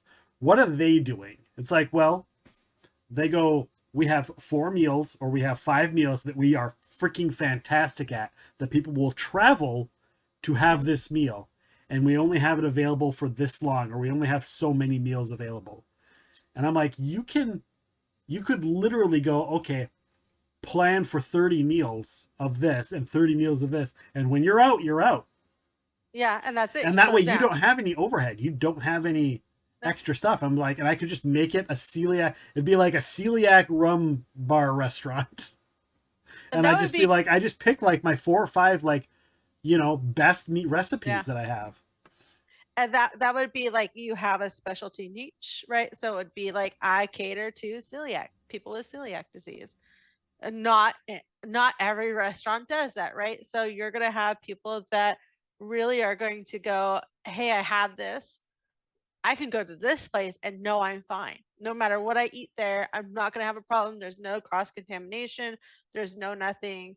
So I can eat there without any problems. Yeah. It's like, say, like we serve like meals for like peanut allergies, but then they're still like cooking with, you know, peanuts and nuts and things like that. And like, and I wouldn't, you still have that chance. And I don't know if I would make it like, it would be a selling point, but I don't think it would be like, I'm not going to shove it in your face, you know, because people are like, oh, this food's going to be horrible because it's gluten-free. So I don't want that, because a lot of people see that. So that wouldn't be a major, because people that are celiac, they know where they can go. They talk to people and they know, they find out where they can go. So like, if you just have it, it's like, our entire facility is gluten-free. All of our food is gluten-free. Just so you know, the celiac people will find out and they will know and they will go there. And then the non-celiac people, they don't have to worry about it because it's not like in their face, like, oh, they're gluten-free, we're not going to go in there. So I would it'd be tacos, it would be omelets, it'd be Alfredo pasta, and it would be burgers. That is awesome. I would go there. Lyric said, her comment just rolled up. The fun part of the catering to celiac is you cater to just about everyone anyway, or was there one before that I missed? She said, well, even though everyone wants to get chickens now, they don't realize how much it costs to actually raise them, right? You got to have the coop. I mean, you can have free range chickens, but even then. No, because you still need a place for them to stay. Yeah, I was gonna say, like, there's a starter cost. They pay for themselves. When before the egg prices went crazy, we were like, they'll pay for themselves in 2 years. And now they're paying for themselves already, I'm sure. They're going to pay for themselves in a year. Hello, Nobi. Welcome on in. Hi, Nobi. We're doing Off the Pod, where we change the subject every 20 minutes. And then we answer questions and stuff. Octavius, you're crazy. Yeah. Culver's has a gluten-free buns now. It's nice to see gluten-free becoming a thing for more people. Yeah, our Culver's is... they have a gluten-free area. They build the sandwich separate, and their gluten-free buns are in a package, a pre-packaged package. So it doesn't even, you can't even get cross-contamination on the bun. That's nice. That's a great idea. And you have to check. Some Culver's don't have that, where they build it in a different location or whatever. So it depends on the Culver's, but yeah, for sure. I think it's surprising too. Like, you don't even realize that you have that sometimes, like celiac disease. So. Yeah, the last 10 years have been, it's unless I'm going out, it's pretty simple. It's pretty cut and dry nowadays. It's like, I can now, I'm thinking about it, because used to I'd have a list of things like, they need to make this in gluten-free. But not all of the stuff that's on my list. I had 3 things on my list from the last 2 years. Pizza rolls, mozzarella sticks, and the soft pretzels. You know, the soft pretzels that you dip. Yes. We have a store in the Twin Cities here that's just, everything they sell is gluten-free. That's all it is. It's a gluten-free store. And I go in there once in a while, and I walked in there and I looked over and I went in because they have these weird, they're not pizza rolls, but they're very similar. And I was like, I'm going to go get those because we got an air fryer and I've been really experimenting with the air fryer lately. Chicken in the air fryer is fucking amazing, by the way. Yeah, 10 I've heard minutes that's at really 400 good. degrees. I want to get one of those. But I went in and I was like going to get those, and I looked next to it and I said pizza rolls, and I was like, you gotta be shitting me. And I reached over and I grabbed the pizza rolls, and right above them were mozzarella sticks. And I'm like, what? Like, here they are. So I grabbed both of those. I closed the door and I turned around, and the other freezer across the way had 2 different varieties of soft pretzels. I was like, the last 3 things on my list that I keep saying people need to make, and they're right there. I have them all in my hands. So this last week, that's all I ate was shit that I haven't been able to have. You're like, I haven't been able to have this in 10 years. Shove it in my mouth. Kavius said he can't have a sandwich for lunch, then he can't kiss you on the mouth in the afternoon.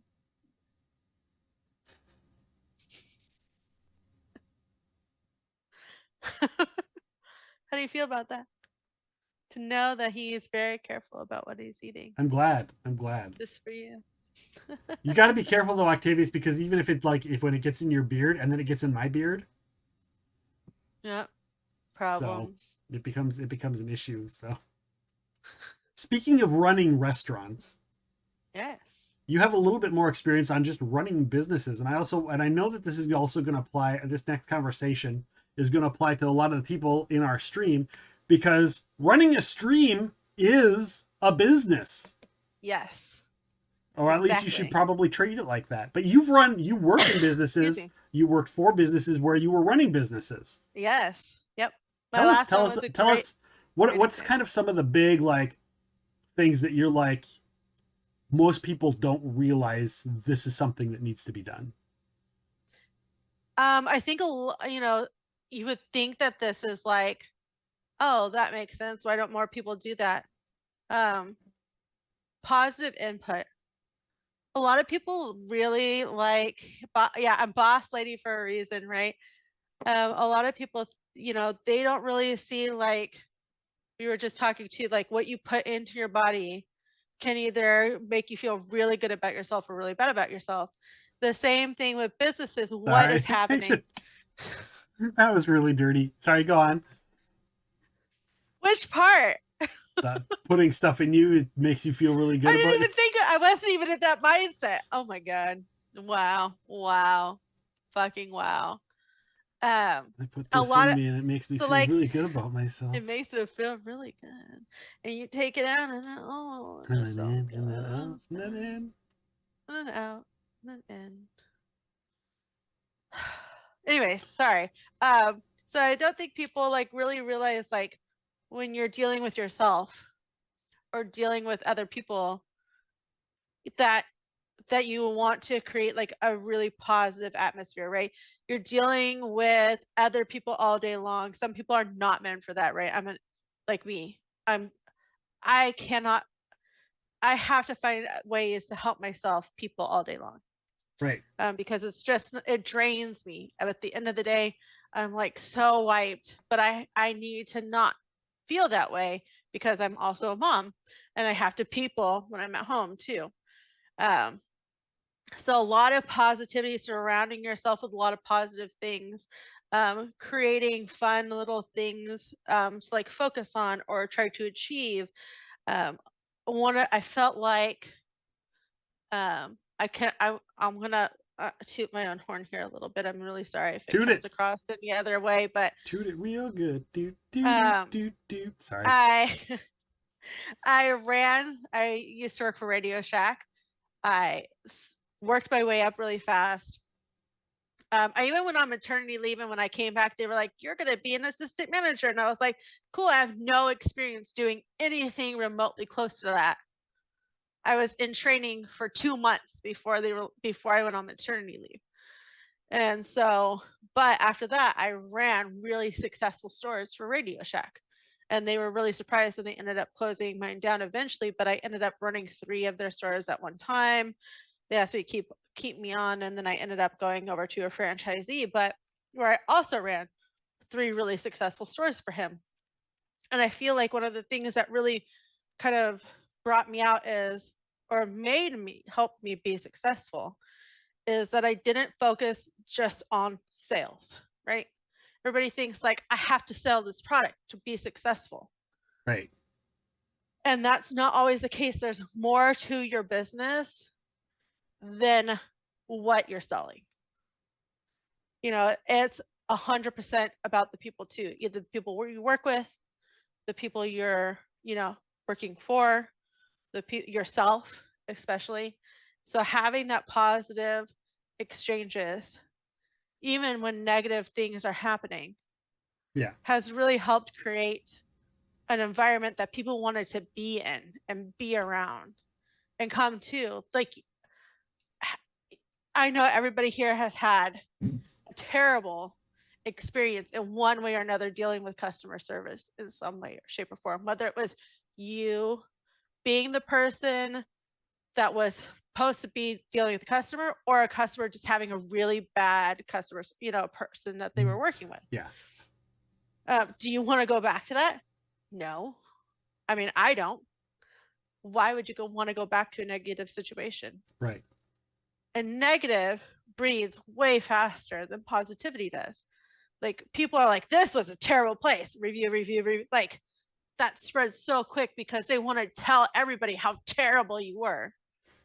Versus like you positive, you create that experience and they want to go back, but they want to keep that experience to themselves, but they'll also share it with like those people that they're really close to. Yeah. Right. You're going to get recommendations, you know, like firsthand versus not when you create that positive thing. So I feel like surrounding yourselves with positivity, it goes a huge way, and I feel like that has always helped me be really successful in a lot of what I do. Yeah. Even now.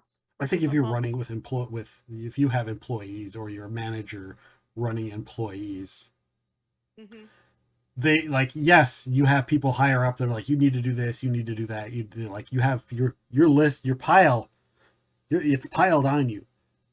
But you also have people underneath you who depend on you, but they also need to look up to you. If you demand respect, you're not going to get it. But if you have to earn it, but at the same time, like, you have to both show leniency and still be stern. So like, I've had lots of bosses in the past, management bosses, and a lot of them were just horrible. Outside of work, they were great. But there's something to be said about having a manager that actually you feel they care about you, but they also like express like, I care about you, but I'm still your boss, and I still have expectations that I need you to meet. Oh yes. Or sit down and have conversations, and or hey, it's, you know, when the manager is like super busy, but you're also really busy, and you're wherever you work. If you work in a warehouse, if you work in truck driving, if you work in retail, and it's really busy, and the manager, the boss, or the owner, you know, sees this and decides, okay, my stuff's going to have to stop because I need to be out there doing what my employees are doing. Yep. And some people are just like, I'm the boss. That's not my job. I'm the boss. I don't have to do that. I don't have to do that. Yes, you do. I do not agree with those people ever. One of the things too, like even in my job now, not everybody can do not everybody has like the permissions, because we work with software. So not everybody has the permissions to access what I can access, but anything that I can do that they are able to do, I teach them on. One of the things that I want my business to do is, if I were to step away, I need vacation, right? Everybody needs a break from time to time. My business still has to run without me being there. So if I take myself out and they don't know what they're doing, then the business falls apart because they don't know what to do in the absence of me. Yeah. You but can't if they be the one all doing know, everything. yeah, exactly. But if they all know what to do, why I'm gone, and how things are ran, and what they are able to do without me around, if all of them know what to do, it doesn't matter who steps away. The business can still work and can still provide results. So Octavius, I step away, he picks up Community Sunday, because that's what we do, right? Right. He steps away, I pick up this. It's never, we don't ever stop because one person is gone. Right. It's different if we both end up being on vacation at the same time. Or if But somebody's sick and you just need to take your time right. for And you yourself. need to take time Octavius, off. take time for yourself when you're not feeling well, Octavius.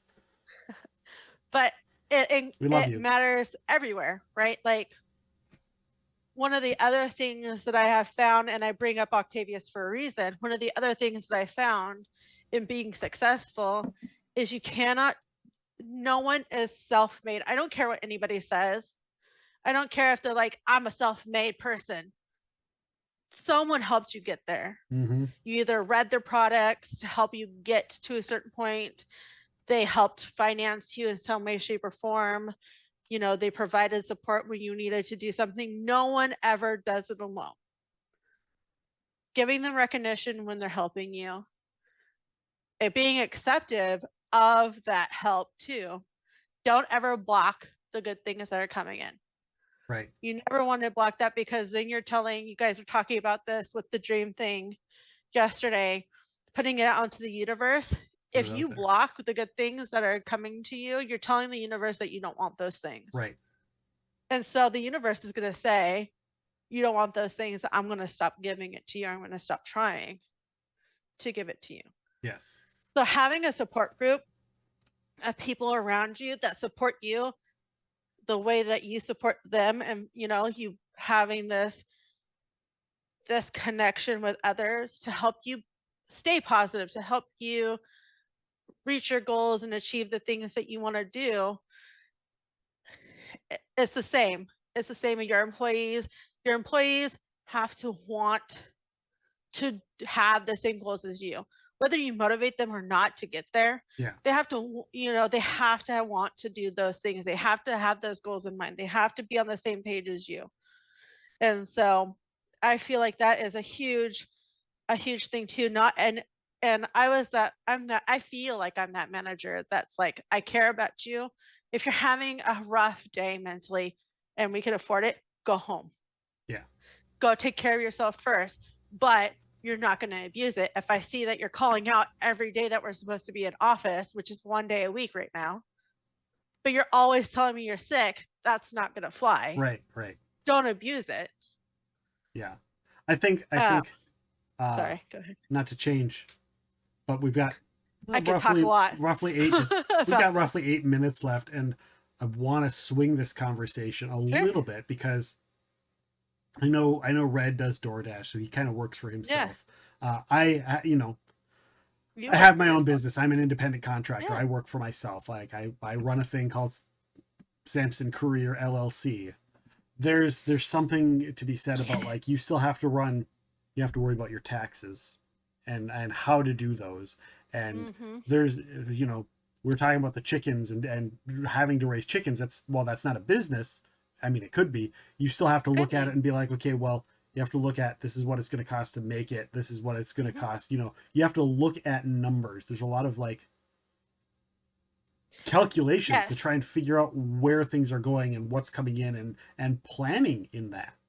Yes. And don't get me wrong. When I say, like, if you focus just on the sales, like, you're not going to be successful. There is an aspect you have to look at. If you're not tracking what you're doing, I do this.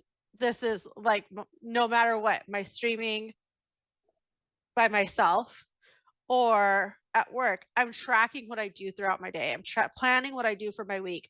This is what I need. These are my goals. How do I break them out? Creating smart action plans, even for yourself. Redneck Jedi probably looks at his thing and goes, you know, his list of deliveries. What's going to make me what's the smartest delivery to take right now out of these options? Right. Can I afford to take Sunday off? Yeah. Yeah, exactly. Like, planning out, like, this is what I need to make, especially when you're running your own thing. What do I have to do to achieve my goals for the month? How often do I have to work? What effort do I have to put outside of that? Right. Because when you are running your own business, you're living, breathing that business. That is what you do. You're not focusing really on anything else. Your mind divided is your time divided, is your money divided, right? So that's why a lot of people who stream, they only focus on streaming, right? There's a lot of full-time streamers That's all they do. They live, they breathe their content. They live, they breathe what they're putting out there on the stream, what their overlays look like, what their emotes look like. That's all they think about and do. Not saying you can't do multiple things at one time, but the more you focus on something, Right. the more you're going to get out of it, in my opinion. Yeah. And coming from that, and that's what I put in, for this stream, for the podcast, because I was like, okay, well, I have a real job. I have to pay bills, right? But I want this to be what I do eventually. I want the podcast to be good enough where the podcast is doing, I want the stream. So it's like, I have to look at it like it's a business. I can't look at it like it's just a playtime. I can't look at it like it's just a hobby.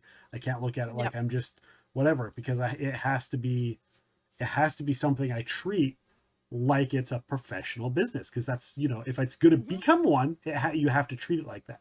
So I was constantly treat it like a hobby, you'll get hobby results. Yeah, and so I was like, okay, well, I need to make sure, but if I'm going to take a day off to work on the stream stuff, that day I need to put in the time during the day to do that. Usually Mondays I take off for the podcast, and that it is most of the day. I get like 3 hours where I like take a break. But yeah, it's like doing that, or like when I was sick with COVID.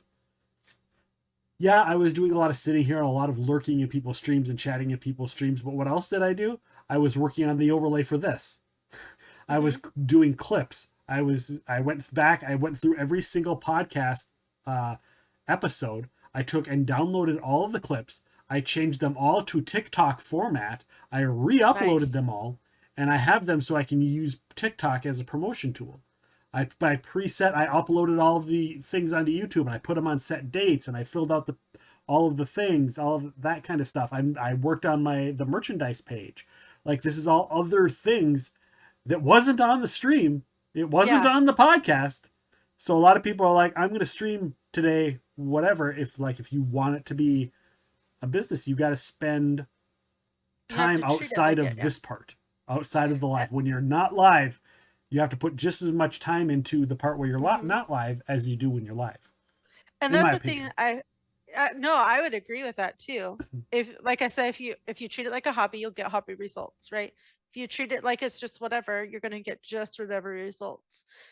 A lot of people, they're like, how do you have to remember, even when you own your own business, it takes 5 years minimum, usually, unless you're like an overnight success, quote unquote, to be profitable in whatever it is that you're doing. Very rarely can you like step into your own job and create profits out the gate. Yeah. It's going to take time.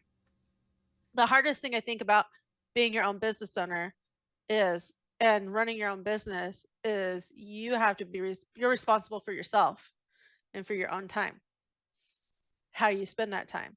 Yeah. That business doesn't run if you're not there. If you go on vacation, your business halts. So while we're talking about like, you have to like focus, this is what you live, breathe, do. It's also important to create your schedules. Octavius is going to probably hate me for this right now. You have to create your schedules, because you also need to have a break from what you're doing all the time. There's a reason why there's 9-to-5 jobs and you get a break at the end of the day. There's a reason why you have a lunch in the middle of your work day.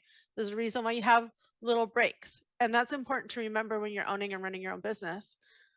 Feeding yourself and surrounding yourself with what you want to achieve, right? If I want to be a great streamer, I'm not going to go hang out with a restaurant owner necessarily all the time.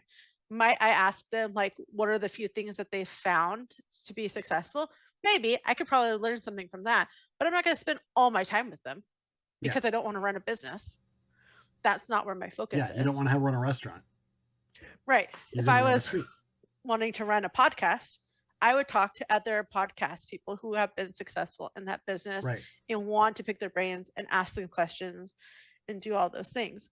So whether it's running DoorDash, whether it's a stream, whether or not you're running a business for somebody else, I'm going to go back to positivity and focus. If you don't have that, if like you guys were talking about like that refocusing your brain, right? Yep. You don't have that. If you're just feeding yourself negativity, if you never know what you're doing, then you're not going to go anywhere. Right. Your wheels are going to spin and nothing's going to happen. And then you're going to get frustrated. Why am I not growing? Why am I not profitable? Why is this person doing better than me? You're going to compare. Comparing yourself to others is a terrible idea. Please try not to do it ever, because you don't know what they're doing to make things happen. Your life is not the same as theirs. Yeah. But the more you go ahead. I was gonna say, Jinx. the more you like, Jinx, you owe me a beer. Damn it. Next time. Gluten free. Next time. I'll take a cider beer. You got it. or a rum. Okay. You got it. Yeah, I sit there and I'll be working or whatever. And yes, I'm listening to podcasts too, or I'm listening to, streams and stuff too. But I noticed that once I stopped listening to also positive things, once I stopped giving myself that positive input, I started to get more negative about myself. I started to become less confident in who I am. I started becoming less confident in the things that I was doing, even though I know what I'm doing, or I feel like I know what I'm doing. I started becoming like a smaller version of myself, even running my own things, doing my own things. I started to think, I can't do this anymore. Like, I'm not, like, who am I even? But when I started feeding, that scared me. Jump scare. When I start feeding myself that positivity again, then I started, becoming more confident again. Yeah, for sure. I on a separate note, I for the streamers, we have, Red's in here, Identity Crisis in here. I know Supernatural Writer is in here, Scarblade. I think I saw Penny Octavius. In here. Octavius. Aiden, Steven the Shark, Pixel Nix. There are so many tools. You said don't compare yourself. I think yes and no as far as streaming goes. Like, I like to go back and look and be like, okay, how are my contemporaries doing? What are they doing? How are they doing it? And what is working for them? Yeah, so I think one of the important things to do, there's a difference between, like, you're saying as in, like, comparing yourself. I don't feel like you're really comparing. What you're doing is you're looking at your running mates, right? The people who are going to push you at the same level as you to continue to do better, to look up to potentially, instead of just comparing it. Like, what is this person doing? You're looking at what they're doing and not saying, like, what am I doing wrong, versus like, what are they doing right, and how can I raise myself to that bar?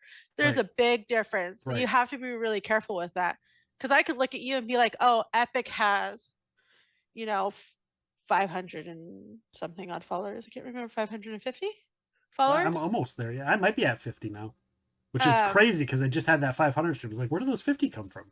Sweet. Right. And I could be like, oh man, he has all these followers, and what am I doing wrong? Why aren't people wanting to follow me? I'm putting out all this content, I'm streaming more days, I'm doing all this work.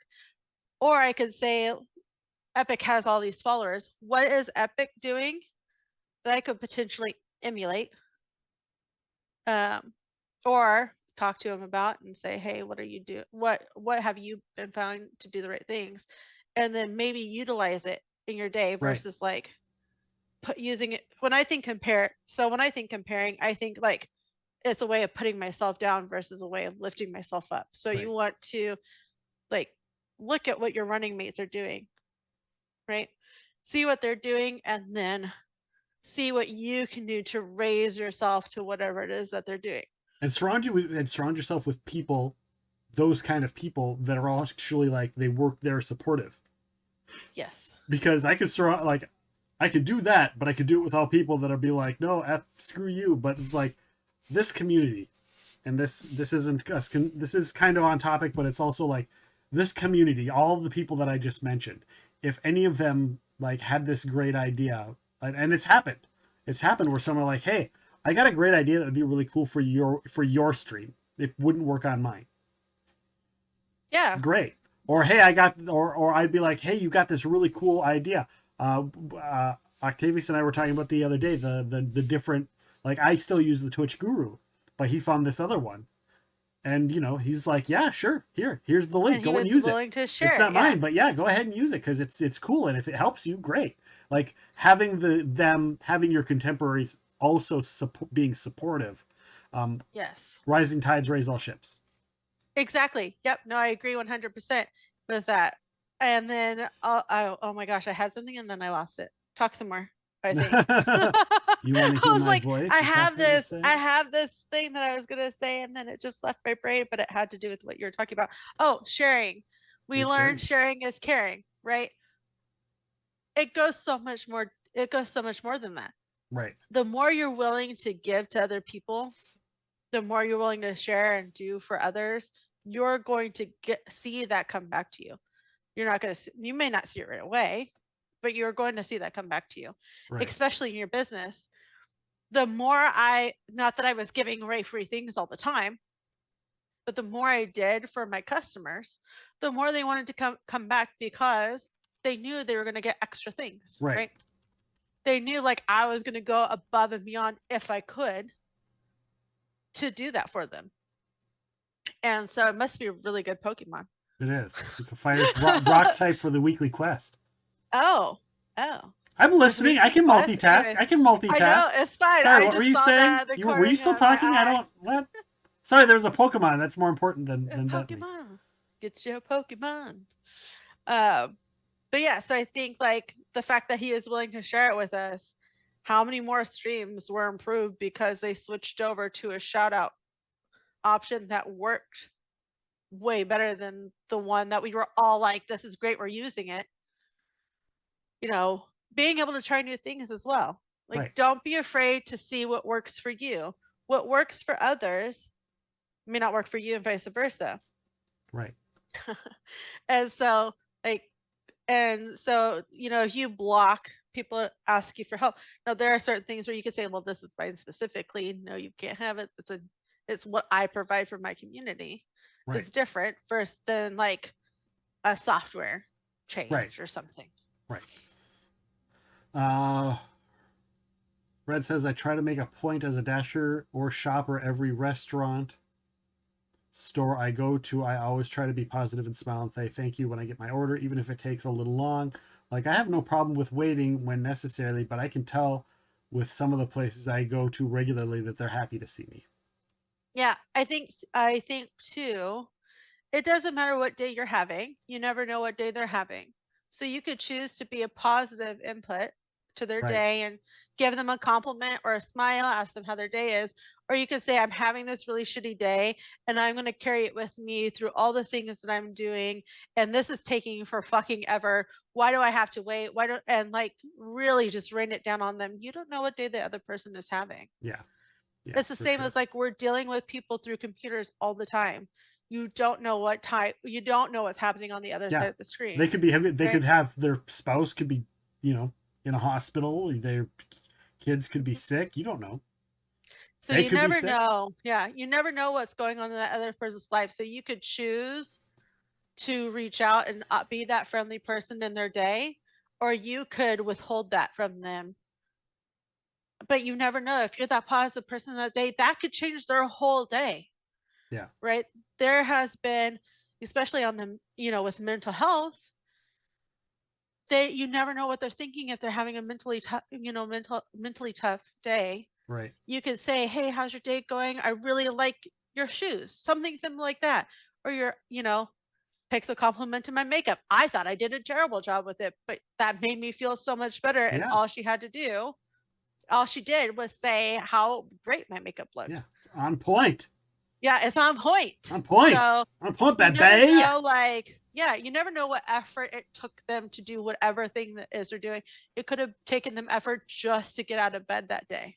Right. And the fact that you are taking time to be nice and interacting with them could change it all. Yeah, for sure. Red has an app to track his miles when he drives, when he's on the job. Identity Crisis says, with the tax changes in Minnesota, I had to become Identity Crisis LLC as a business because of Etsy and now Twitch. So he has a lot more to worry about. Yeah, it's crazy. I mean, I'm an independent contractor. I've been doing this for 6 years now, not the Twitch. And yeah, so like keeping track, just the taxes stuff. I have So- a tax guy that I do. I have do it. found I do my own taxes, but tax guys, yeah, if you don't have the time to do your own taxes, tax guy it up because that saves you time. I right? used to That do my saves own. you effort. I used to do my own for years and years and years. I did my own and I was really good at it. And then I got a tax guy and I literally saw like a drastic change because there's little minute They finite know details. everything, right? That's what they know. Yeah, they're like, oh, I adjusted this and I changed that and I changed this, which is all accurate. And now you have $500 more than you thought you had. Mhm. Yeah. Deal. And what is it? You know, you pay them a little bit of money to do all these things for you, and it could be just that much easier. Yeah. You know, if you can offload some of your plate onto somebody else that is professionally trained like a tax person. My wife Why had not never do gotten that? a tax return back. She had never in her life gotten a tax return back until we got married. And she's like, Oh, wow. we're getting money back? And I'm like, that's why we go to my tax guy. Yeah, this is why we do this. This is why we do this. And so yeah, I would say for identity crisis, if it's really like, no, you'll have to keep track. You'll still have to keep track of I things. still have to keep track You'll of everything. still have to like hold on to receipts and everything else, but offload what you can, right? Yep. Give yourself some of that peace of mind of knowing this person is trained to do this. And I would say, don't just go to anybody.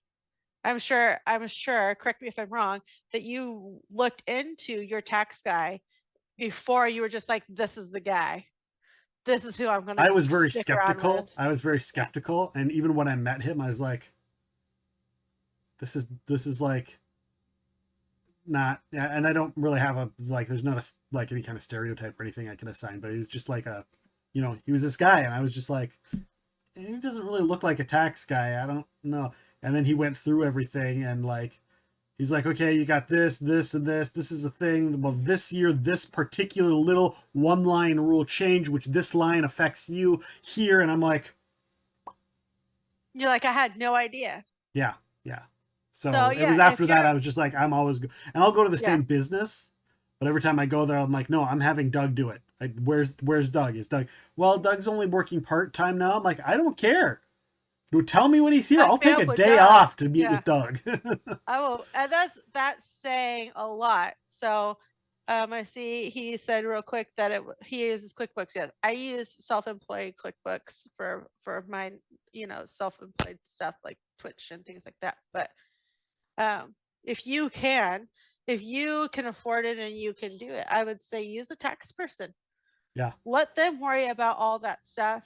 It's one less thing you have to worry about. You just have to keep track and turn things in. Especially if you're worried about quarterly or rules and whatever. laws or getting Yeah. in trouble for whatever Yeah. wrong. Especially people, the Twitch people, because it's different by state. Like here in the Minnesota, for many years, I was informed because I was working Renaissance festivals. I'm like, do I need to make an LLC for my earnings? Do I need to worry about my tips here? And it was like, unless you break at this certain amount of money, they're going to consider it a hobby. Hobbies aren't taxed. Yes. Yep. And I was like, hobbies are taxed. Great. Unfortunately, last year I was this close for Twitch not being a hobby. And I'm like, well, I guess I'm making an LLC now for next year because there's a really good chance that I'll go over the line. And so now I have to like actually keep track of all of the shit. But so yeah, that's totally a thing. Lyric says comparison is the thief of joy. Teddy Roosevelt. Yes. Awesome you hear advice. that so It much. is. Yeah. Yep. And that was a good subject. We were all listening very intently. I could talk about that subject All day long. forever. Yeah. All day long, all day and all night. I don't know why. One of the many talents I have is being really successful at a lot of things that I do. That's good. That's good. Yeah, so I like walk into a place and I'm like, oh, I own it. How did that like? I just started yesterday. What do you mean? Right. Yeah, it's Radio Shack is where I earned my boss lady nickname, and it's always traveled with me. Even when I didn't work with the people that called me boss lady, it's always just kind of traveled and became my name. That's funny. I didn't know that came from that. I thought that developed in a stream somewhere at one point. No, it just also showed up in stream one time. That's It's like, funny. well, here we go. I'm donning it, boss lady. Aiden's all out of identity is all out of popcorn, so he's gonna get ice cream and said, "Yeah, you take care of yourself. You have whatever fucking food you want, buddy. Yeah. Whatever heal up. food you want that you can have Make with your yourself surgery. Feel good. Yeah, you go have all that comfort food. The Pokemon. Hey, I caught the Pokemon while you were talking. Nice. I see that. People can be such jerks to servers. I try to be patient and just smile. And in one of our once a week places, they know me by name, and I have gotten priority service because I'm a good customer. What goes around comes around. That's true. Yeah, exactly. So you could be, like I said, you could choose to be a complete dick. That's fine if that's what you want to do, but you're gonna get that brought back to you. Very few people are gonna put up with that. Right. And if they do, they're probably getting paid to deal with your shit. Baby, don't hurt me. Don't hurt me no more. What is love? Baby, don't hurt me. Don't hurt me no more.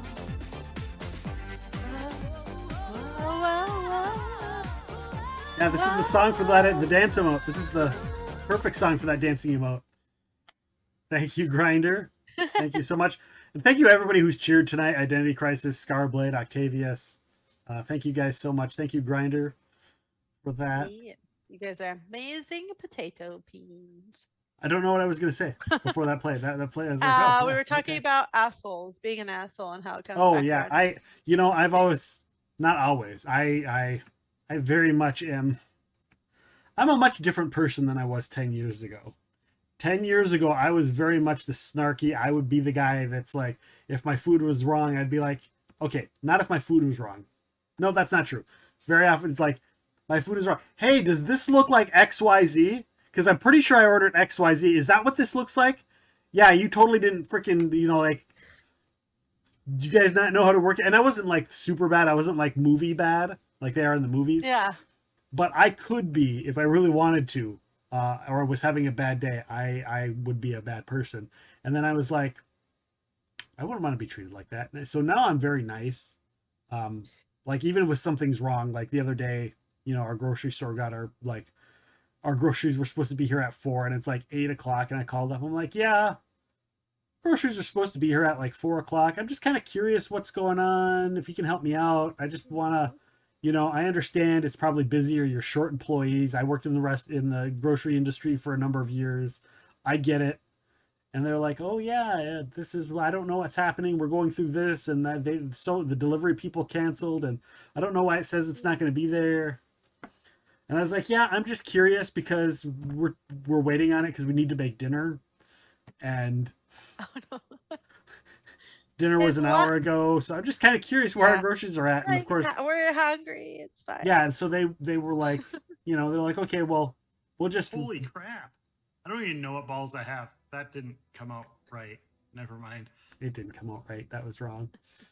But yeah, they ended up issuing me a credit and they were super nice and like they were, super nice back. And I could tell that they were having a bad day. And yeah, they half of their staff was sick. They all, they lost out half of their staff.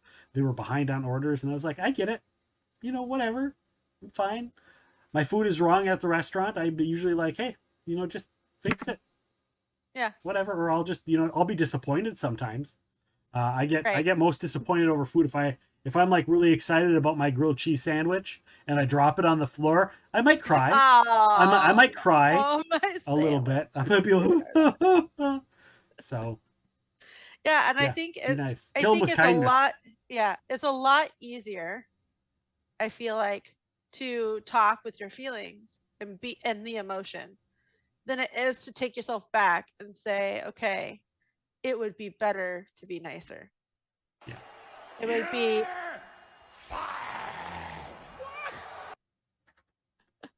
That must be for me because you're the boss. Well, thank you, Jack. Thank you, Jack. I need to make an 88 emote. All of these. There's already so many Octavius emotes. I should probably make an 88 emote and have it be not Octavius. That would be hilarious. That would be amazing. The anti-Octavius. the 88. Anti-Octavius. But yeah, it's a lot easier to be like, I'm angry, I'm gonna just talk, than it is to be like, I'm angry, but what I say next is gonna matter in some way. Right. Right. And so making the conscious decision to be nice throughout your day, no matter what you're feeling.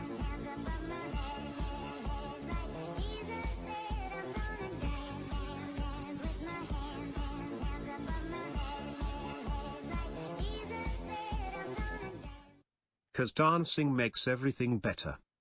Mm-hmm. Yep. It does. It does. It Thank does. you for Jinx! that. Haha, my turn.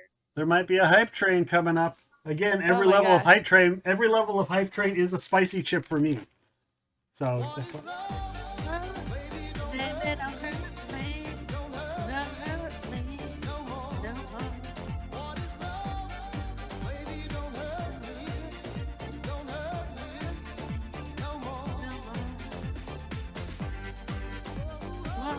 Pokemon is up. Pokemon is up. Get your Pokemon. Get your Pokemon. Yeah, your Pokemon. She's a cutie pie.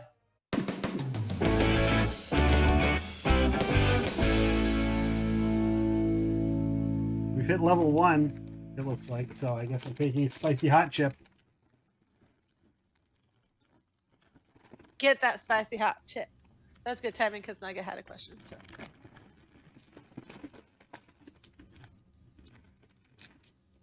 Oh, it's been so long since I've had one of these. Oh no! Oh no! Woo! QuickBooks for the win. We saw that in Minnesota. Soda. Pokemon is up. Pokemon is up. Get your Pokemon. Get your Pokemon. Get your Pokemon. She's a cutie pie. He's a kubai. Redneck says he'd listen to you talk all night long. Thank you. I'm not really sure why, but thank you. I appreciate the compliment. I will take it. Take it. It's hard. Compliments are hard, right? We talked about that. You guys talked about that yesterday. Grinder says, I love the hash brown, the restaurant hash browns. Yeah, that was always the big one. Yes. I'd go out and I'd be like, I'd want extra, because who wants soggy hash browns? Extra crispy. Don't give me that soggy shit. And it's like they cook it and it'd be like hard, and I'd be like, okay, I'll take the hard part off. Like, just take it off with a fork, and it's just like mush underneath. It's like, do these look crispy to you? No. Send them back. They'd come back, peel it off. Does this look crispy to you? Just like. And I know because I worked in the restaurant. Like, I make hash browns at the restaurant. I'm like, give me the stuff that's been on the griddle the longest. That's been on there for like 5 hours. Cook Give it me for those. I was gonna say cook it for 5 hours and then come talk to me. Yeah, those was now we get hash brown patties and I put them in the toaster oven. Perfect. Mm-hmm. I like the patties.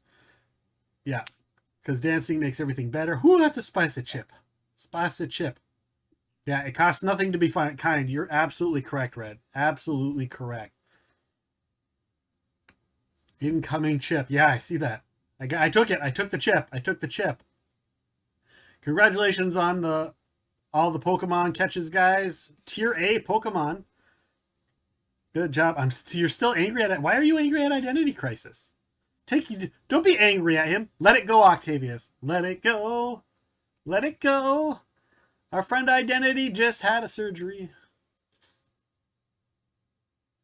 I need to step away for just a second. You step away. I will keep up with chat. I will be right back. Jordan has a extra 1 chip challenge. I can send it to you. It used to trigger me so hard. Yeah, it did. It did. Octavius, what the hell did I do now? Maybe I shouldn't ask. That's right. He has a list. Turn it up. Yeah. Turn it up. Yeah.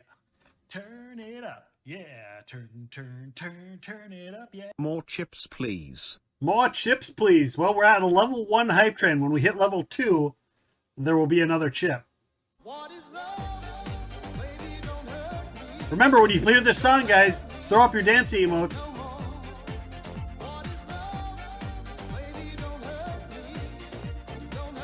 This is our dancey emotes. Any dancey animated emotes you have, go ahead and throw them up there when you hear this one. This one's cheaper for the length. It's extra long, so That's what it's for. Oh my god, extra long. That's the way I like it. Thank you, everybody, for the alerts. Thank you, Octavius, for the gifts and sub to JR. Oh, there's another level of hype train. Level 2, baby, eat it up, yeah. The worst part, the difference between this and doing the channel point thing, is that these, like, it can go a lot quicker than 15 fucking minutes. Yeah, it could. It could.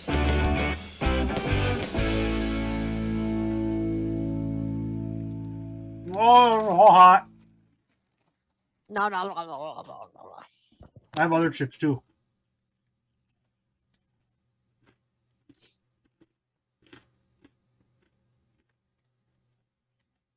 Turn it up, yeah. Turn it up, yeah. Turn Grinder, it up, luckily I have yeah. 5k bits to spend tonight. Oh god. Turn it up, yeah. Oh wow. He likes the what is love alert. Thank What you, is Grinder, for love? turning it up. I don't even know why you acknowledge that. Yes, and thank you for a sub to Sunstrider as well. JR and the Sunstrider. Sunstrider's pretty good at clipping things and trolling. Sunstrider is awesome. Mm-hmm. Pain Strider, as I like to call him, is one of my favorites. I'm not gonna lie, everybody's. That's I say newer. that You about everybody. used to be like, something Sunstrider, and then I started saying it. Yeah. And then you changed it to Usually you pay Strider. double for that kind of action, Cotton. I love that. I had to go and clip so there wasn't a sound alert for pay double for that, Cotton. There wasn't one. I had to go and make one and upload it. Oh wow. So if you guys end up using, you usually pay double for that, Cotton. Thank you. Say a thank you to Epic Realms. Yeah, it was something Sunstrider for a very, very long time. And then he did a peen command, and then it's been Peen Strider ever since. You just made the list. Yeah. I just made the list. God, that's hot. Spicy.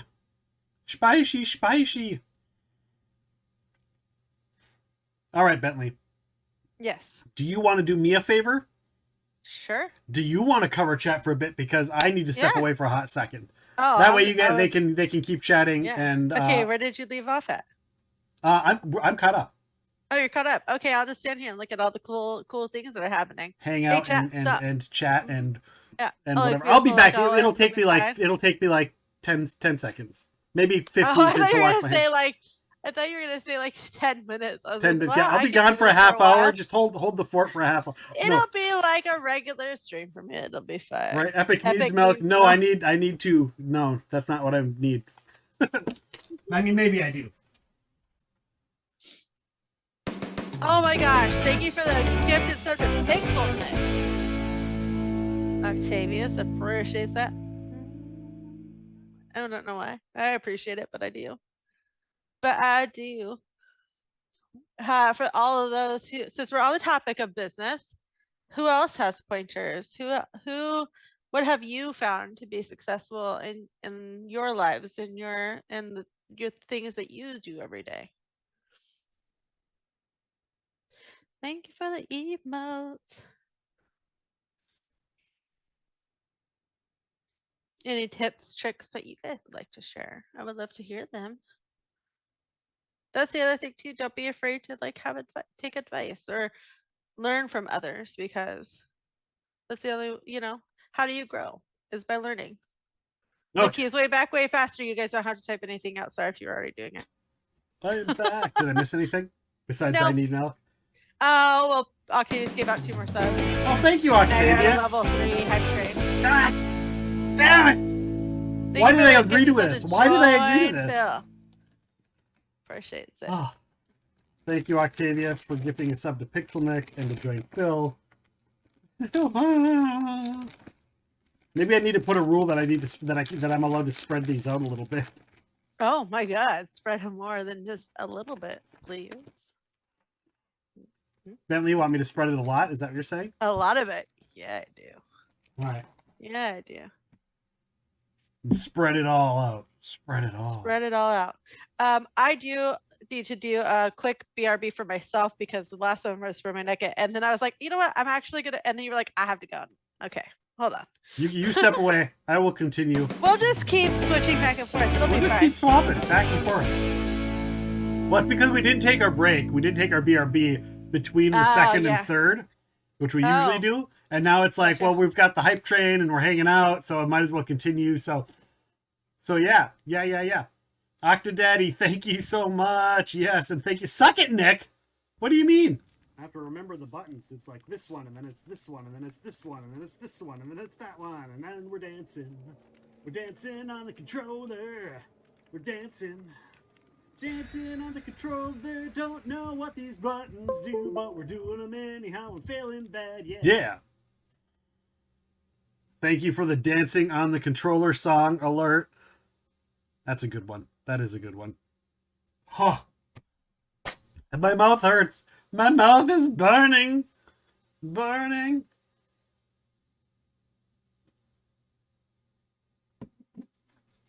Thank me for that gifted sub. They did thank you for that.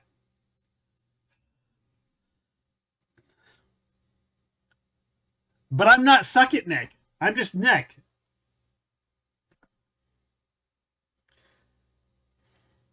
Thank you, Octavius, for the gifted sub to Suck It Nick. Is that better? Is that better? Does that make you feel better? Bastards. Bastards. Bastards. You're all bastards.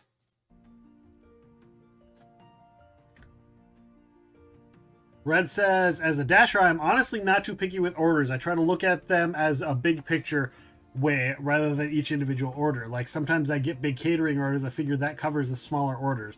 Rarely turn down orders unless they're obnoxiously far for too little money. Like if they got me going across town for just a couple bucks, I'll probably turn it down. Yeah, I understand that.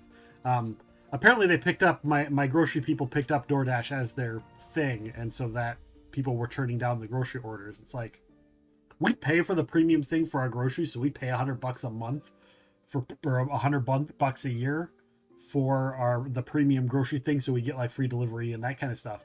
And it's like, if they're not paying and tipping the Door Dashers, then they're screwing themselves over. So need to experiment to find out what videos you have on here. Yeah, there's a handful of them now. There's a handful of them. There's the videos, and then there's the sound alerts. There's a handful of them for, both of those. And they're all embarrassing. They're all embarrassing. I follow one simple philosophy in work and personal interactions, and that is to treat others how you would like to be treated. Yeah, I can't do that, because then I'd just be humping everybody. Identity, and that's just not professional.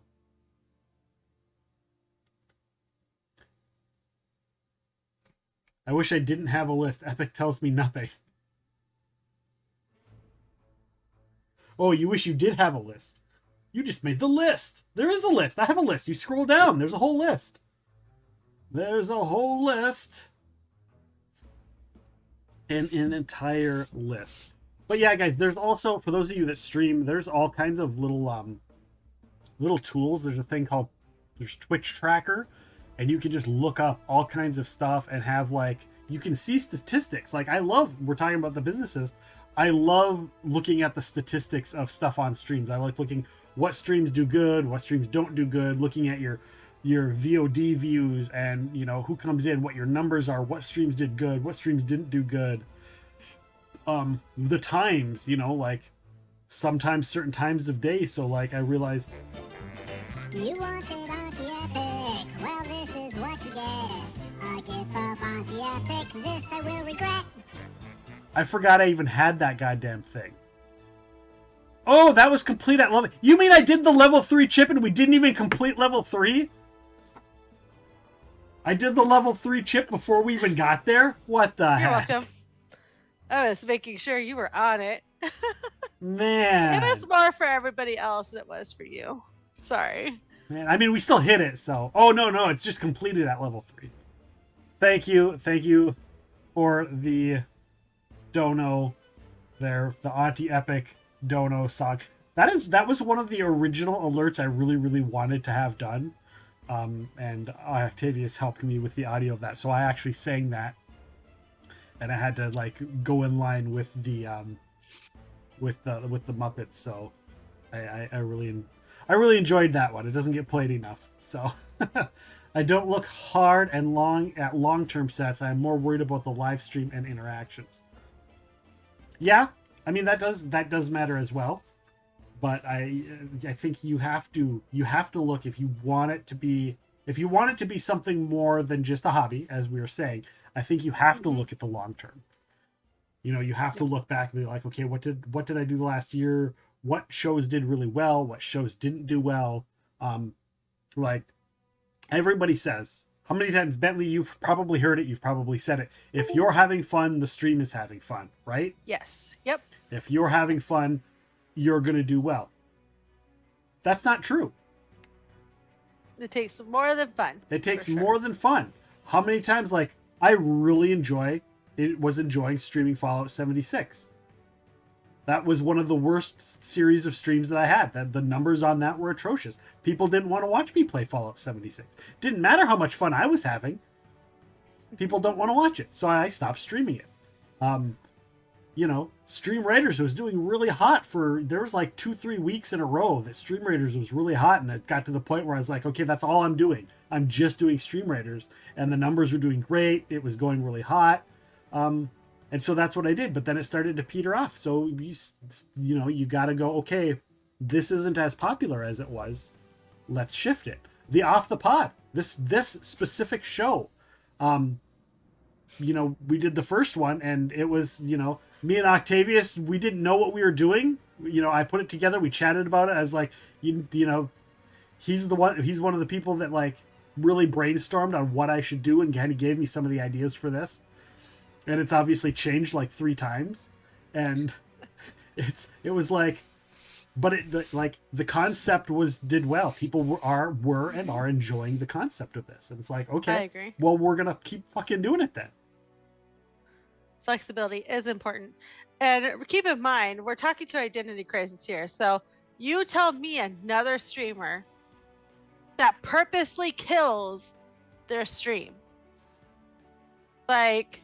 Yeah, but it is, but it isn't. Knows their stream, like that really affects your that will kind of make it a little bit harder. I feel like to like look and really say like what did well, because you have insert constantly throughout 5. No, it doesn't actually end. It just looks like it ends. No, he says it shuts everything down. It turns it off and turns it back on. So it disconnects the stream completely. Because I was getting alerts all the time that he was back online. Oh, see, I thought that was a different, because I was there once when the stream died and restarted, and I thought that it was like, yes, it actually kills your stream. Oh, I thought it was just a graphic where it looked like it shut down temporarily, and then you put the thing up where it's like, I'm not here, and then it came back. You should change an identity so it just looks like that. He says it completely, like he's got it all programmed, that it completely shuts it down, and then after 5 seconds, I believe it is, it kickstarts it all back up again and turns all the things back on. No, I thought it was just a graphic that he did where it overlaid where it looked like it shut down and it looked like a glitch. Nope. And then it would put up the thing like while he's away, and then he'd come back online, but he was actually there and it was just part of the stream. Well, I would change it so that's what it is if it were me. He kills his stream. Yeah, that's Octavia suicide said, right if there. I'm salty AF, they're having fun. Explain that.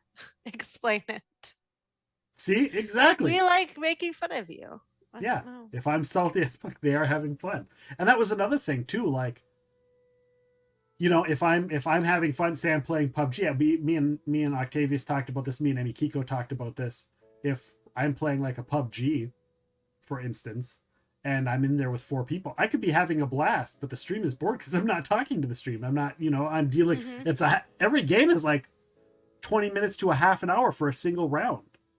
You have serious concentration and you're like super focused. That's boring for the stream, unless I'm like a pro where I'm like headshot, and it's like, God, this guy's awesome. I'm not awesome at the game. I'm not like, you know, doing ranked matches, killing stuff. So it's a little bit different. So yeah. No, I don't want to lie to people like that. It's a bit redemption, so I don't want people to feel like they're being gypped. How much is that redemption identity? 500 bits. Yeah, that's not enough. You couldn't pay me $5 to shut off my stream mid-stream. I mean, if they do it a handful of times. Then I do it once. It adds up. Yeah, yeah. It does add up. 1,500 bits. It does add up, but then it's like then you're doing it multiple times. You know. Yeah. No, I agree. I feel like that bit redemption could cost more. People would still do it. It's now That was a 10, tester. 10. Now it's 10-10. I guess I could see that a little bit more because that's a little bit harder. Like people aren't gonna screw you over as much with that. That's like the taking the shots thing. It's like $15. I'm not gonna go less than that. $15 to take a shot. I know it's a lot. You can go to a bar for that. But there are people out there that are like, let's get epic, completely wasted in 5 minutes. Here's $60. It's like, no. Nope. Sorry. Are we ready for our next topic? Sure. Are we ready for our next? Sure, I'm ready. Our next, future, and final topic. Do you have your, before we do that, do you have your schedule figured out for the week yet? You're talking about... Yeah. The only thing that we're waiting on, I mean, I kind of jumped the gun, is just Octavius to write his little snippet and then post it on his Discord. But we've posted our schedule to Twitter, and we've posted the events in both of the Discords. So that's up. I secretly posted the schedule in my schedule channel. Don't tell Octavius that I did that because I said I was going to wait. But yes, it's up for the week. Awesome. What's the schedule? Read it to me. Okay, you want to know our schedule? Let me pull it up right here for you. I've got it right here. Clicky. I gotta click a little bit. Clicky for I the gotta do some Bentley. clickies. So what we have going on for this Starting upcoming today. week, starting today. So we had Immortal Monday, which Octavius did earlier today. Yes. And he started at 1 p.m. CST. Then we had this. Yay for everybody that's here! Yay! Which started at Pat yourself on the 7 back, p.m. Bentley. They're here to see you, not me. Yay! I doubt that. Tomorrow we're gonna have a booze day with Bentley, which is where Octavius and I cooperatively play a game. In this case, it's Trying to. That's also our day where we take the community suggestions for tacos. So if you have any and you're in my Discord, please feel free to submit a taco recipe. What are you gonna do when you run out of taco recipes? Are you just gonna be we like? already did. We just cycled through them. So you're just not you. I mean, you could change it to be like, other food that's in that same genre. Be like enchiladas, and Tomorrow, once I go to the store and get the thing, we're gonna do a crock pot enchilada soup, I think. Okay. So yeah, we're gonna do that. So it doesn't Enchilada necessarily soups have is to not be an enchilada; tacos. it's a soup. It's not an enchilada; it's a soup. Yeah. Tell me all about it. So we're trying things. We changed it up for Pete's Rare. We're trying things with the word taco in them, except for tomorrow.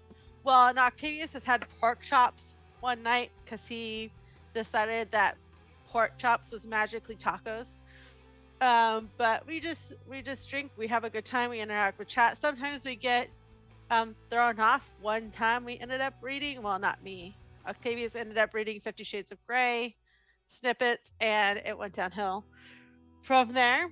And that'll be at 6:30 CST start time.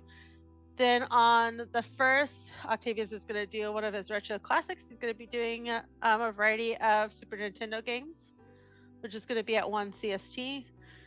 Then we're going to have a double header again on Thursday, and it'll start with Octavius doing Dead by Daylight Swifts. So if you're part of the community and want to join in some Dead by Daylight shenanigans, he'll be doing Swifts starting at 10 a.m. CST, so a little bit earlier in the day. And then I'll be bringing back World of Warcraft with our Rack the Khadgar, which is going to be at 7 p.m. CST. Okay. And then Friday, we're going to have FU Friday, where Octavius is going to be playing Getting Over It and Flappy Octavius, which one of our lovely community members, Mucky! If you don't know Mucky McFly, you are missing out on life. So Mucky is a very creative person who whips things up on the fly. And if you know anything about Flappy Bird, it's already an annoying game. But he took Octavius's head and programmed it into the game, so you're actually controlling Octavius's head as you flap up and down in between the obstacles. So Octavius is going to be trying that as well. We're going to take Saturday off. A lot of people stream on Saturday. We don't want to pull from anybody unless like we don't have any other choice. So we're just going to be taking the day off, probably working on some stream stuff. Our schedule, most likely, we're probably going to be out and about doing some community outreach where we interact on like Twitter and in other people's streams. And then on Sunday, the thing that got us all started is Community Sunday, and we're going to be playing Borderlands 3 on Sunday this time. How is that? I thought that was just an online game. How is that? How many people can you play in a group? It is now crossplay. Well, how many can you have in a group? I think 4. Okay. 4 people. And then how do you rotate people? So it'll be our first time playing Borderlands 3. So we're going to be figuring that out on the fly, but I'm sure we'll rotate. We'll figure it out if we have enough people who are interested. But we try to, not every game can fit everybody, right? We have such a huge, awesome community who wants to do things with us all the time. So we're trying to add more things in, like Garfield Kart, where you can have up to 8 players. We're going to be doing golf with friends at some point in the future. So we actually have just expanded our list. We kind of talked about some of the things already, but we know that a lot of the things, like it's not going to be as easy as Dead by Daylight to switch people out, I'm sure. Right. But, I'm sure we'll find a way. If there's like 5 people that want to play, I'm sure we'll figure out a way to rotate. How do you one way pick? or another. How do you pick up what community games you're going to play? So I try to look. Well, before it wasn't like this. So community games have evolved over time for us, right? Originally, community games did not start out as community games. Mm-hmm. Originally, community games started out on Sundays with it was myself, Octavius, Karen. My name is Karen, and Evil Homer 1. Yep. And we played just a 4-player game where we all played. It was Dungeons and Dragons Dark Alliance. Oh yeah, I remember that. And we played that every set, the 4 of us. And then, Karen has an amazing life outside of Twitch, so she does all these outdoorsy things. So she ended up getting busy, unfortunately. And then we cycled in Mouse Right, and then we started cycling in more people and started to branch out. Yeah, you started doing like Phasmophobia. We started doing Phasmophobia. We started doing Octavius will probably remember more of the game names than I do. We started playing like Forewarned and things like that. So it started off with the 4 of us, then it branched out to including a couple people and like rotating them in. We had a group that said, okay, I can be here on Sunday. These are the 4 people playing. Then Eva Homer kind of like took a step back and it started switching over to my streams, and that's when it started to become Community Sunday. And we started off with like games that were like 4 people. Strange Brigade, thank you. I couldn't remember the name of it. We played like a Warhammer game 2 or something. Okay. And so then it started developing into, okay, what else has multiple people that get the fuck out was another one. Yeah. I thought he was telling Vermintide 2, Octavius to get the fuck out. Yeah. No, that was the name of the game. Unfortunately, Octavius really loves that game. I do not so much. That's why it's kind of gone away a little bit. I'll play with you, Octavius. But And the game too. Oh my god. Oh my god. So we kind of went, okay, what can we do more? What do people like in the community more? What games are we saying like everybody wants to play? So First Class Trouble we played that a couple times. Dead by Daylight, obviously a lot of people really like Dead by Daylight, things that are easy to switch around. But I feel like, and now we've got Garfield Kart, which we were like, this is cheap, we're just going to try it. And it ended up being a huge hit. Yeah. Providing a variety of games that we try to be inclusive. So, Garfield Kart isn't super inclusive to everybody. It's not cross-platform like you would think it would be. Right. So then we found this Kart Rider Drift. Actually, Octavius found it. And we said, let's try this game out. And it was a huge hit. It's cross-platform, or it will be. Right now, it's just on PC, it's just mobile. mobile and PC. Yeah. Mhm. I like. But the fact that we can all play. You have a phone, download it. It's free. Right. We can all play. We can play up to 8 people, and we can rotate out. It's never been too much I've been of a playing that problem on where the I have side, to have it. FYI. I'm like, I That's gotta get fine. in and get my daily points so I can unlock a new vehicle. I You're like, spent I I need my spent thing, 3 I need hours my thing. customizing my own vehicle. I love it. I loved that vehicle too. That's so amazing. And one of the things that we wanted to do, and the reason why we even started building more of a list, is we realized like some of the games that we're playing don't have the ability, like Hashtag and Sunstrider didn't have the ability to join us in the games that we were playing before. Right. Kart Rider Drift, Sunstrider can get on his phone and race with us. Hashtag can get on his phone and race with us. Eventually, it'll be on Xbox and PC, Xbox and PlayStation. And those Switch too, I believe, right? Nintendo Switch. Yeah, I think so. And all those people can play with us. So we started off with like, what can we play that has multiple people? That's all we cared about, really.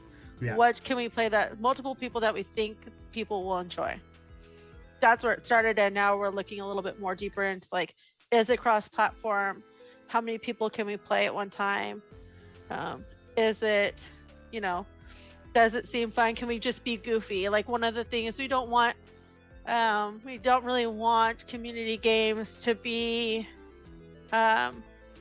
anything that's too super serious, where we're not going to have a good time and just be angry at each other, right? That's never the goal. Right. Yeah. Yeah, we play What the Dub, Jackbox, all things that are now more free to the community. We try to find games that people already have, or that would be easy to obtain, or something that I can just run. Like, I'm the only one that has to get these items. Everybody else can just join in.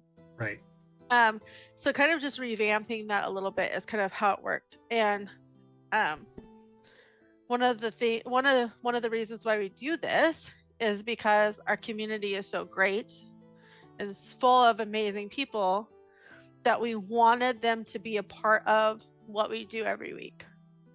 And that's why, like, when we don't have when I'm gone and I'm not here to run Community Sundays, that's why Octavius is willing to step in, because that's our way of saying thank you to our community. There was a week that I didn't tell you guys this, and I didn't even ask because I was just like, I knew you guys were both out of town, and I was like, nobody's doing anything on Sunday. Fuck it, I'm gonna just play Dead by Daylight and invite people to join me. I'm gonna do it at the same time Bentley would. I'm not gonna say that I'm taking the spot or anything. I'm just gonna do it, and if people show up, great. But awesome. yeah, it's the same thing. It's like, somebody's got to do it. Somebody's got to do it for our community. Yeah, and it's nice. I think everybody wants to be a part of something, right? Everybody wants to feel like they have a home, to feel like they're in a welcoming environment. And I don't really talk about it very often, but being part of the LGBTQIA community, it's very important to me that people have a safe place to go to, especially our community members. So being able to provide that at least on Sundays for them, was very important to me. I wanted everybody to feel like they could come in and they could join and they could chat with me and interact with me. I know a lot of streamers are like, no, I don't want to interact with my community that way, but you guys are supporting me. You guys are spending your time with me. You guys are interacting with me. You guys are like loving on me each in your own ways. What better way to say thank you than providing, than to play games, to do something we all love already. Yeah. And you guys are already there. You guys are already making the time out of your day for that. So why not invite them in? Yeah. So when you're looking for a community game, you're looking for a cross-platform, something that's fun and not super serious. Yep. And something that is potentially free for others to play, like the Jackbox games, or that they already have. I know one of the reasons why we picked Borderlands 3 is because I knew that there was a handful of people in the community that already have it. I have it. Octavius has it. Voodoo has it. Hashtag has it. So there was already people that I knew that had the game, that we could say, okay, we can play with at least these people, and if more people have the game, then they can join in. Yeah. So I try to pick games that people already have or that are cheap to get. Like, I don't want people buying a $40 game to come play with me, but maybe a $2 game, that's not too bad of a deal, right? So I try to find cheap or free or things that they already have. Dead by Daylight was, one of the things. And then we looked at, like, how can we expand this? Let's try new games that we haven't tried before, and add it into the rotation. Let's see what's successful, and then we can go from there. One of the things that we're talking about doing is setting a channel point redeem for the community, one of those community redeems where we add in an extra community day. And then we'll put out a list, and then the community can pick whatever game they want to play that particular and it's not going to be a Sunday, it's going to be an extra day of the week, right? Yeah. So that's been kind of in the talk, because that's our focus. And Octavius, you can correct me if I'm wrong at any point in this. I don't want to speak for both of us, but yeah, you do. I mean, you own his stream anyhow. I do. That's what he says. It's true. I force him to stream according to him. We want to, words are hard. Words is hard. We love our community, and this is how we show our thanks to you guys. And so we want to find ways that we can, like, include our community and find ways, like, to interact with them and things like that. That's why we're like community taco recipes. How can we interact? How can we get the community involved in this game we're playing? They can provide us recipes. We'll try them out on the stream. We'll give our feedback about the tacos. I don't know of anybody else who does that. Maybe there are other people, but for us, that was something new and included the community. Right. Trying to involve the community as much as we can as a way of saying thank you is always at the forefront. Like, is this game going to be fun? Even the games that we're going to play, is this game going to be fun? Can I interact with the chat while I'm there? Like, how much focus is this game going to take away from what I'm trying to achieve? Right. So if and also, do you think about like how it's going to come across on stream to the people not playing the game? I don't think I've ever had to worry about that. I don't think I've ever been like, people aren't gonna like this.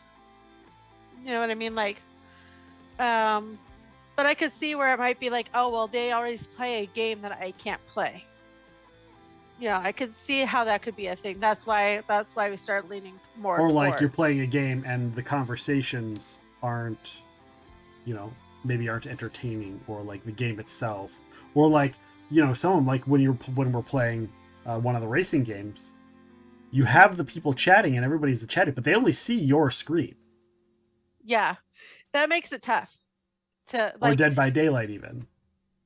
That made it tough, especially when I was playing. Okay, we all know how amazing I am at Garfield Kart, but they were seeing me just like suffer in the background, right? Like, I'm like 8th place, falling off of cliffs.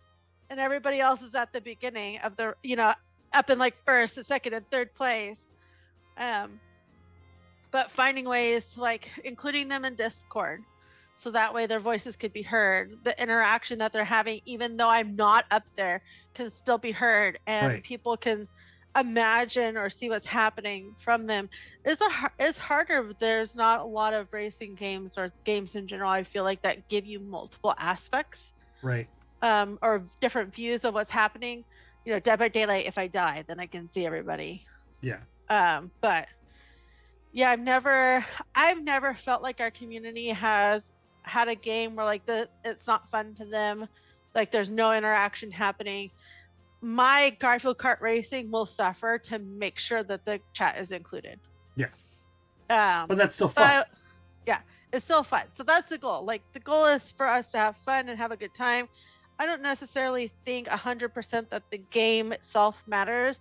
It's more the interaction that matters. Can we interact and make this fun and include people who aren't just in chat, include people who are in Discord, and and make the interaction. You can see like I've kept reading chat, and like it's very hard for me to just be like, chat's there and I'm gonna talk to them later. Right. Because my whole thing, and I know Octavius does the same thing, is we read chat as we're going along. Yeah. We feel really bad when we're behind in chat. Not that being behind in chat is ever a bad thing, but we want to address what's being said, when it's being said, and have that interaction. Right. And that's really hard for some, for a stream like this, or like when we did the occulting. It's really hard to go back and forth because we, it's the timer's been going. There's 5 minutes left on the subject. It's been 15 minutes of just talking. Like we haven't it has like, been. neither like there hasn't been a breath. So to be able to go, okay, well there's chat still. Yeah. And so I have found that community games, the one thing I love about community games is just the community itself. And I've had people who, hashtag being one of them, reaches out to me and like makes the suggestion. We've seen a lot of that, especially with the retro streaming. That was another way to include the community, is we, doing this retro stream and saying, okay, you have suggestions, give them to me, I'll play them on stream. Finding, ways to make your community feel important and welcome all the time. They come to you for entertainment, they come to you for friendship, they come to you because you make them feel special enough to want to come back. I've had people who have messaged me separately and told me that I've made their day just by talking to them, even though it was on stream. So finding ways that we can support each other, our whole thing, that's our whole thing. How can we support and include? Even when I was playing World of Warcraft, so I was playing World of Warcraft, I'm playing it again on Thursday. I was like, is that the right day? I'm playing it again on Thursday. The whole time I was thinking, like, there are other people who are playing World of Warcraft in the community. What if I make a community guild? Right. Because any MMORPG, any MMO, massive multiplayer online game can be a community game if there's enough people that want to play it. There could be. Also too, but then I have to remember, if I'm putting all my time into the community, then other places are suffering. Right. So it's about like finding the right games that everybody's going to enjoy and can partake in more of those. Also finding times where my focus isn't just solely on community games, but things that I can do to still include the community while having like that space at the same time. And I get that because I created, talking about community games, I created a Minecraft server. I've chatted with you about it because I was like, there's a lot of people that play Minecraft that are in the community. Yeah. And I was like, I want to make, so I went and I paid to get a server made for Minecraft so people could all play. And I like my private, personal friend group has done it in the past. And I was like, I'm going to take that idea and I'm going to make it. And they're welcome because they are part of the community. Blind GM's part of the community, and Rockheim's part of the community, and Zine's part of the community, so they're still part of that. And, obviously, they came into Octavius' stream last night, and they've lurked in other people, they've lurked in your stream, even when I'm not there. Yeah. There have been times where I popped in, I'm like, holy crap, Rockheim follows Identity Crisis? I didn't know that. Or, hey, he so-and-so is talking in Penny Potato's stream. No, and it's just a person that I know that they because of the connections. And so it's like, I want to do the Minecraft. So I did that and I started it and we had a lot of people and a lot of interest. I kind of just stopped playing because there were other games. And so everybody's like, yeah. And then, so now lately I was like, why am I paying for this? If I like the game, why did I stop? Right. So now I'm like, okay, I'm going to redouble my efforts to make this a community game. For a group, so that the people that want to play it can come in and join and have it their own world. It's their world, because they're building buildings and towns and whatever. And the cool little farms that just make their own creepers. And we're like, we've got passages and railways going to each other's bases, and all of this kind of stuff. And we have a community base to start where everyone gets to start. And it's like, okay. what else can I do to make this more of a thing? Like, yes, I can stream online, but I've also noticed that, like, if I stream Minecraft online, if other people are playing, they might not be talking about the same thing as me, and they might be drowning me out than whatever I'm streaming. It's like, well, I don't have to do it on stream. Right.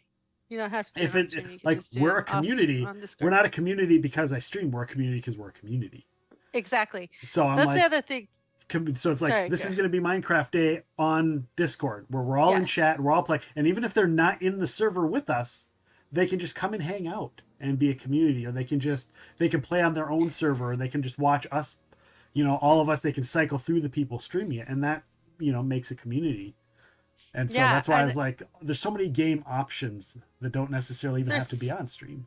Yeah, there's so much to do and so little time to do it, and so many games that you could play, and that's why we kind of like, okay, we're gonna do a rotation. Thank you, Identity Crisis. I appreciate you. I sneezed. Oh, Peace blessing. you must have muted. I didn't did. I catch it. muted myself. Yeah. But that was the thing too. We only have a few seconds of time left, but we were considering doing a community game this week offline in Discord of Kart Rider Drift. Yes. What day are you available? When? I mean, I've got days, but I want to play. I want to play. Yeah, Let's play. I figured you would want to play. I'm quitting. So I'm quitting my job for the day. Whenever we play. We'll make an announcement, I'm sure, but we're gonna do a Discord community game. We're gonna play Kart Rider Drift. Anybody who wants to join us can. Let's go right now. As soon as stream's over, let's Right go now, play Kart Rider. we're gonna play right. You heard that, Octavius? We're gonna play our Kart Rider right now. Right after stream is over, we're gonna go and play Kart Rider Drift. Wherever, somewhere. Let's do it. Let's do it. Let's there. do it. Let's do Throw it. it all out the window. Nothing else matters. But yeah. So Things Redneck like I've got Dead by Daylight to play.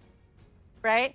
I could play from my laptop. Ooh, Yes, you see, can. We've already got people wanting to play. But yeah, Redneck said that he always has a blast on Sunday streams, and I really like involving the community as much as I can. You saw it with like I said, the taco recipes with our ever evolving community Sunday. It's just like a living, breathing thing. It can evolve into anything we want it to really look like, depending on how things go. To even like our donations, like you saw what we did with Movember, and That was an awesome. Yeah, that was hashtag. Awesome. Thank you for Hashtag doing ended that. up winning. Yeah, Thank of you course. for participating in that. I was like, what can we do to generate more community involvement and make the community feel like a part of it? And one of the things that, I was like, everybody's giving something away. I don't have anything to do. But then I was like, you know what? I have a really cool thing that I could do. And that is give away, if I win, give away the Tiki Cup. And so, trying to say, hey, you guys are doing these things and this is what I'm going to do in return. A lot of people like to add on like the fan house and the OnlyFans and all these other paid services to generate income, which is fine. Whatever you need to do for yourself, that's totally okay. For me, I'm always in the belief of, if I'm going to charge more, I'm going to give more. So if I could give more for free, then that's what I'm going to do, because, you guys are supporting me. Right. So that's like the whole idea behind all that. And that was awesome. Yeah. So I appreciate that. So And we will get together Kart Rider Drift game night. Yeah, that'll be cool. I like that. I like that idea. I've actually told, like I sent to all my friends, you guys got to check this game out. Because we use offside of stream, outside of Discord and all of that, people that I live around, that I've grown up with, they do when the pandemic happened, we started doing a Zoom happy hour, we called it. Oh, nice. Yeah. And it started like we were like just doing it just so we because it was the pandemic, nobody could see anyone and everybody was so stressed and they just wanted to hang out. Right. And so we just it was happy hour. We'd all get our drinks together and we'd sit in front of the thing and we'd just chat.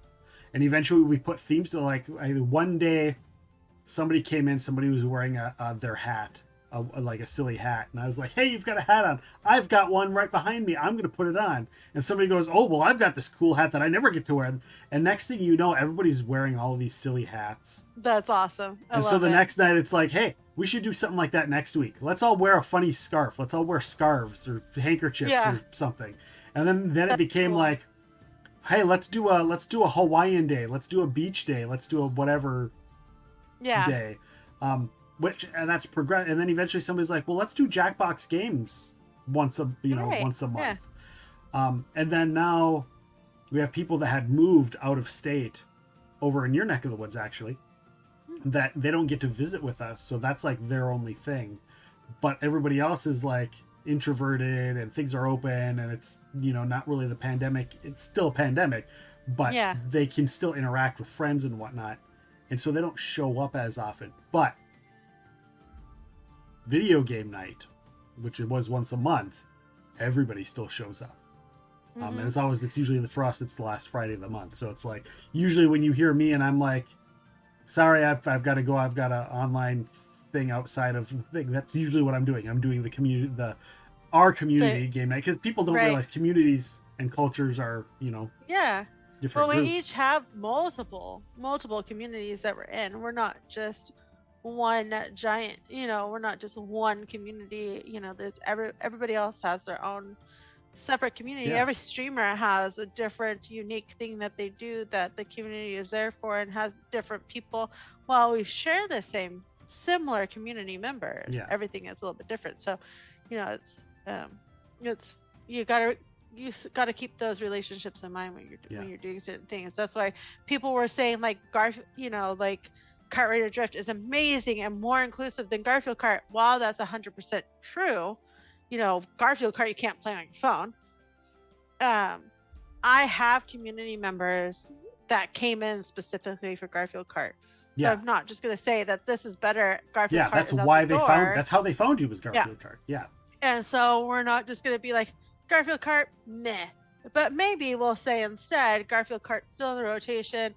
We're just gonna add in an additional different racing game, racing game or whatever that we can that people can partake in. That it also more of the community enjoys instead of just this little niche part of the community.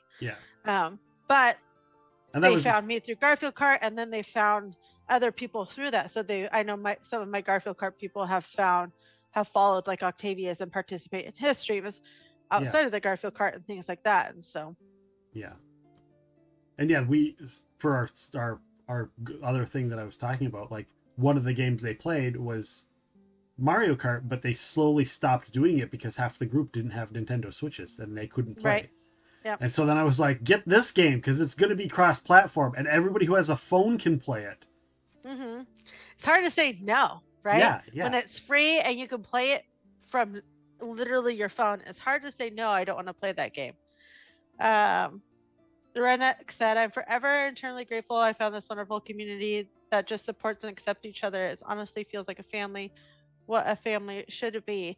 I feel like so that's one of the other focuses that I have personally is, I've never, and I know that a lot of people feel this way, like I've never had 100% support in all of my things. There are some things my family doesn't know about that you guys do. Some of you may have just found out tonight. Shouldn't be a surprise to anybody based off how I act. However, so that's one of the things like that I look for when it comes to community. How can I make it as inclusive as I possibly can be? How can I make this as welcoming as it can be? How can I make their day better and make it feel like a family? Obviously there's boundaries, right? We're still friends, but sometimes that needs to be I'm the streamer and they're the community versus we're all one thing. Every once in a while I've put my foot down, but it's very few and far between because the line was rarely crossed. But usually it's not. When I wanted to send dirty pictures to you, you were just like, no, don't send me. I'm just kidding. No. Those are for. I'm just kidding. She totally told me she really wanted to see those. So. Yeah, I do. So, and I'm grateful for those that came before me, and I'm grateful for those that opened the door. Like without Evil Homer 1, we wouldn't have Community Sundays. Yeah. Without like people like Penny Potato, we wouldn't have found games like First Class Trouble, Right. and things like that. So even then, even in some of the game choices, the community has had some sort of impact and say on the games. Yeah. Or on how it was I really wanted. I'm like, part of me is like, very often, right after we did that, I was like, "Fuck this! I want to play Kart Ride Drift on stream on Tuesday." I was like, "No, I can't do that." I mean, I could, but that would kind of be a douche move. You could do that. Yeah, I saw Mokonoise was playing. If you guys don't know who Mokonoise is, he came into 9 of 8th stream, and then has grown into the community since then. I found Octavius and myself and everything else. But he's playing Kart Rider Drift the other day. So if you guys are highly interested in playing that game, there's been a handful of other people that we know, offshoots of my community, I would say, that have been playing that game. I don't know how long he played it for, but he played it for a long time. And I'm never going to say no to community games. I think that's one of the best ways to thank your community is by interacting with them and giving them your time. So yeah, for sure. For sure. I think Red would agree that there are some other games too that are options, maybe offline, maybe online, things like Red Dead Redemption Online, the online games, Grand Theft Auto Online, stuff like that, where you can get a group of people doing some crazy stuff just for shits and giggles. You could do that. One of the things that I'm not good at shooter games, which is why GTFO is not a game. And I'm like, let's go play this game. Now, I will play a shooter game. Don't get me wrong, but I am terrible. I like PUBG. I'm terrible at the... You'll come play PUBG with me and Octavius and Mithrax and any Kiko? I promise nothing. I will die instantly. There are some games where I'm like, this is a really fun community game. However, I know my content around this game is going to be the worst, and it's not going to be funny because I'm going to rage at this game from dying so much. So that's why you won't see me playing PUBG unless it's like a close-knit group of people that I feel comfortable getting to that point, because I will rage if I die too much. Yeah. That I you do will too. see. I play it and I'm like, Bentley. I play it with people and I'm like sitting there and it'd be like, okay, last 4 games in a row I've died within the last 5 minutes. And it's like, do I just say I'm done? I'm like, no, because at least I'm hanging out with the people I'm playing with. And that's I try to remember that too, but sometimes. So that's why, Garfield Kart, I could suck at Garfield Kart and not be ragey. I feel like, I could play a racing game and not be ragey. I could play things like Dead by Daylight and borderline be ragey, but still be fine. Depending on the killer. Yeah, depending on the killer. And so there's a reason why I personally stay away from certain games on stream, because while people like to see Octavius ragey and salty, that's not why they come to see me. They don't come to see me ragey and salty. Right. They come to see me be sassy and fun and outgoing and harassing Octavius. They're not like, yeah, let's go see Bentley rage at this thing. I don't own salt glasses for a reason. But you should. You should, damn it. I don't have salt glasses for a reason. But I have the oh my god shirt. Like those are my things. That's more of like what my style is. Yeah. So GTFO, not the game. Do you have anything better to add? I've talked to you. I've asked you questions and you've said nothing. Nothing. Red says, thankful for Penny letting me do the autism awareness channel in her Discord so I could teach about it and really just spread awareness about this thing that's important to me. Yeah, that's super cool. Yeah. That is I super think doing cool. things like that, and that's Penny's thing, and Penny's community, and she spreads the awareness and outreach through there, and that is amazing. And I want to spread that far and wide, and then it's so it's very, I feel like, important to allow those. Twitch is a great place because you can have that platform. You can have that like soapbox that you can stand on and spread the awareness and do all that stuff. And Discord has been a great place for that too. If I had like a bigger Discord that wasn't in everybody else's Discord, I'd probably do something similar, but my Discord is almost 100% the same as hers. And Just mine, lesser. and mine, and Yeah, Octavius's, yours, and Iden's, Octavius's, and and Pixels, Pixels, yep. Yep. That's kind of one of the reasons that I'm like, I want to do more where I'm playing games and streaming in Discord as well, so people can come there, so they have, something a little bit different. I know other people do play games in their Discord, but I'm like, I really need to be more consistent at doing it. So I've been trying to, like, when I play PUBG with people, and it's like people that are there, like if I'm the initiator of putting together a PUBG group, I want to do it there and maybe stream it if people want to come in and join or watch or whatever they can. Or even if I play, every time I play Minecraft and I'm just playing Minecraft, I log into my Discord straight off, so that people can hang out and chat with me as well. I do same exact thing. So that's the thing too. I would like to potentially like add in a community Discord day. The problem that I find with that though is like, okay, they know that I'm going to be streaming every Sunday, but are they going to? Sorry, I was like, what is that? Okay. Numbers. Octavius says you have done great. If I didn't have anything to add because you were amazing. That's what he said to you. Accent impersonation. Oh, that's the other thing, I guess. I don't know which numbers those are for though. They're for you apparently. I know, for accent impersonation, but he didn't give me the accents or what I'm saying or what I'm doing. And this isn't the stream to do that on, Octavius. Yeah, nobody redeemed it. Yeah, get the fuck out. GTFO. Completely different game. So it's really hard. Like, I know we'll get there eventually, and eventually people will look at the events chats, the event channel, and the scheduling channel and things like that. But I'm trying to drive more awareness around those things because that's going to be a big part of. That's going to be a big part of where our community is going to know where to find us, right? If you want to be where we're generating community things and doing community games and having, like, the Discord is going to be the place where you're going to get that information.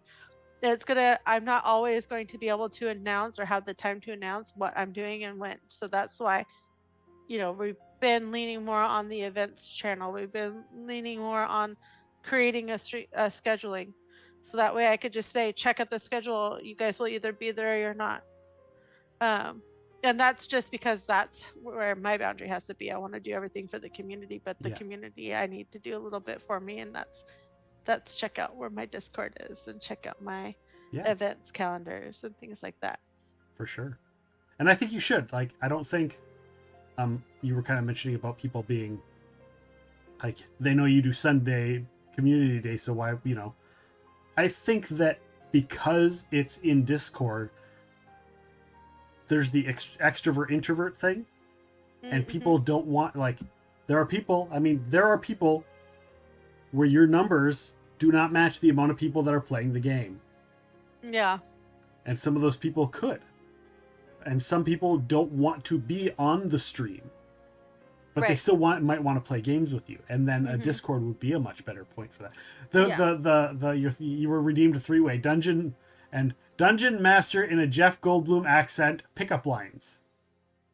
What? So I need to talk like yes, definitely. You need to roll the die 20. The die 20. Yes, so roll the die 20 for your charisma check. You've got to do your charisma check in order to pick up the bartender, you know.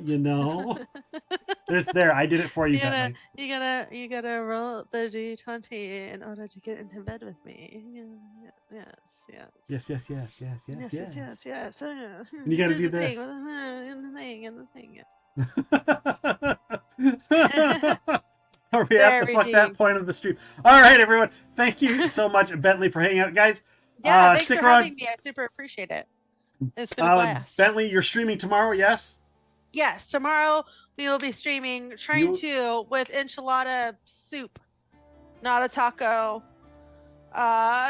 thing, but we'll be streaming trying to tomorrow. Make sure to hang out in Bentleigh13's stream tomorrow. Also, I am also streaming tomorrow, so you better be following in both of us and going back and forth all night long. Unless you're Octavius, then you stay in my stream and you don't go anywhere else, you cheater. Except for mine. No, that's not allowed. That's not allowed. He's supposed to be with me. You guys we can share. We can share. He's co-streaming. He's co-streaming with me, so he has to be there. Okay, I understand. Wednesday we have tabletop role playing. We're gonna try and finish off our D&D 5th edition little shorts campaign that the blind GM has been running. So we're going to try and take care of that on Wednesday. And who's doing something? What are you guys doing? Is Octavius doing something Wednesday, or are you doing something on Wednesday? Octavius is doing a retro stream on Wednesday. Okay. If you want the time, I can give it to you. Well, that's what we're doing. Pull it up. Yeah, he'll be Wednesday at 1 p.m. CST. He'll be playing some Super Nintendo games. Awesome. Other than that, next Monday, guys, obviously you can check out their stuff on their Discord, Bentley's Discord, Octavius' Discord. I think it usually gets posted on mine as well, because everything in her announcement page that she publishes ends up on my Discord as well. So you guys can get all of those announcements there, find out their schedule, and visit them. Besides Tuesday and Wednesday, I will be here on Monday for our podcast. Monday, we're going to have author Jess Mountafield. She's an amazing fantasy author. She's got so her first book is really cool. And it's like this chick in LA, and she doesn't realize there's these people in the world that can connect with these fantastic creatures that nobody knows exist, and she ends up connecting with a dragon, which is this most rare of the things, and it connects with her as an egg. So it's kind of like Aragon in an urban fantasy sort of setting. It's a really cool book series, and you can find her. She role plays on the Gilded Mimic Network. If you know Poseworth, you know her through there. Jess Mountafield will be joining us for the podcast next Monday, so check that out. There is the list. We're also going to have Wolfgang Bauer from Kobold Press is going to be joining us. Comic book artist Erica Schultz is going to be joining us. Danny Efforts from Sovereignty Games is going to be joining us. Bentley, you want to hear a little secret? It hasn't really officially been announced yet. I don't have an official date, but in March, Tell me all the things. there is a game company. Softly in my ear. There's a game company known as Fight in a Box, and you played a game of theirs called Mouse Cheese Cat Cucumber. They have a role-playing game they're coming out with set in the world of Mouse Cheese Cat Cucumber. Oh no. And they're going to demo it on stream when it gets released, maybe even before it gets released. We're going to demo it here on stream that is coming awesome. up in March. And so we're going to be joined by the owner. We're going to be joined by one of the other guys that works there, Mark, who also has an amazing podcast. One of their demoers, one of their people that is a play tester is going to be joining. The four of them are going to be joining me, and I'm probably going to have one other person as well, depending on the date. I'm not going to say who, but it is a member from our community who really loves role-playing. So they are going to be joining us as well. That is super awesome. So that's going to be in March, and we might have that same week on the Tuesday beforehand, we might be doing a Sovereignty Mouse Cheese Cat Cucumber just to remind everybody. So maybe we can get a Bentley and Octavius in to play Mouse Cat Cheese Cucumber with us, depending on who's around, who's available. I think the owner might join as well for that. So we will see. What else do I got? One other thing. Oh yeah, new sponsorship, guys, right down here. I said I was only going to mention it twice. This will be number 2. Babbel. Babbel is one of the top language apps out there for learning a new language. You can start speaking a new language in up to 3 weeks. With Babbel, you get 60%. I think it's like $12, guys, to learn it for a month. You get $12 for a month, and then 60% off. What is that? $6? Like $6. Yeah, $6. that's not bad. So sign up for $6 for Babbel, and it helps support this stream. They require me to get 10, so all I need is 10. So go ahead and get, Danish, Norwegian, Spanish, French. There's a huge long list that you guys can do. Are you going on a trip and you want to know a few words? It'll be great for going on a trip. If you have family members, if you work in an industry where you have people from a different culture that have speak a language and you kind of want to be part of that, perfect opportunity. If you live in a part of the country where you have lots of languages and stuff, that is love. Can I live Minnesotan? I think no, you can't. You can't. Nobody can. But yeah, or if you have families or friends, or if you just want to be better and learn a new language or test it out, try it for a month. Just try it for 1 month. What are you going to lose? $6. You can impress people with your new mouse devices. All of don't sub to me for a month and go sign up. There you go. That's the difference. You already screw up American. Says the guy. Never mind. I'm not even gonna go there. Not even gonna go there. Go there. Not going there. Not gonna do it. Who do we have a community member that's streaming today? Let's see. I've got a couple people on my list, but I don't think they're like shared community members. I mean, we always love meeting new friends, so let's see what I got. I don't think I have anybody who's really shared either. All right. I'm just double checking. Yeah, I'm not really seeing anybody. I have a lot of people on though. Yeah, same here. I don't give them as much credit. I've been hanging out in theirs off and on the side. Outrageous. Outrageous. Guys, we're going to go and hang out. We were talking about community games. We're talking about online games. We're talking about, MMOs. We're talking about World of Warcraft. They are playing Dungeons and Dragons Online, which is an MMO for D&D. Make sure I get it right. We're going to go right Arinya Elf, who's an amazing person. She also does knitting and stuff. One of her mods is Dad Link, who does lots of music stuff. He's a lot of fun on TikTok. He's also got his own stream. So we're going to go and raid her. They're doing a just chatting stream. They're creating in Canva, making adjustments to Dad Link's stream. Oh, they're building a stream overlay for Dad Link. So talk about, doesn't get much more community than that, building a stream overlay on stream for somebody else's stream. There you go. Yeah, so guys, that'll do it. Bentley, thank you so much for joining me tonight. I hope you had a good time. I did. I had a great time. We'll have to do this again in the future. In the future. Yeah, sounds good. Anytime. I'm more than happy to be here. Were you gonna say I'm more than welcome to be on your stream? Yeah. I'm more than welcome to be on yours. I'm more than welcome to be on your stream. In fact, I'm the only one you should ever reinvite. Ever. The only one. Yes. Ooh, yeah. Okay. Have a good night, everyone. Thank you all for being here, and we will see you tomorrow, either in Bentley's stream, or in my stream, or in somebody else's stream, or in all of our communities. Have a great night, everyone, and take care.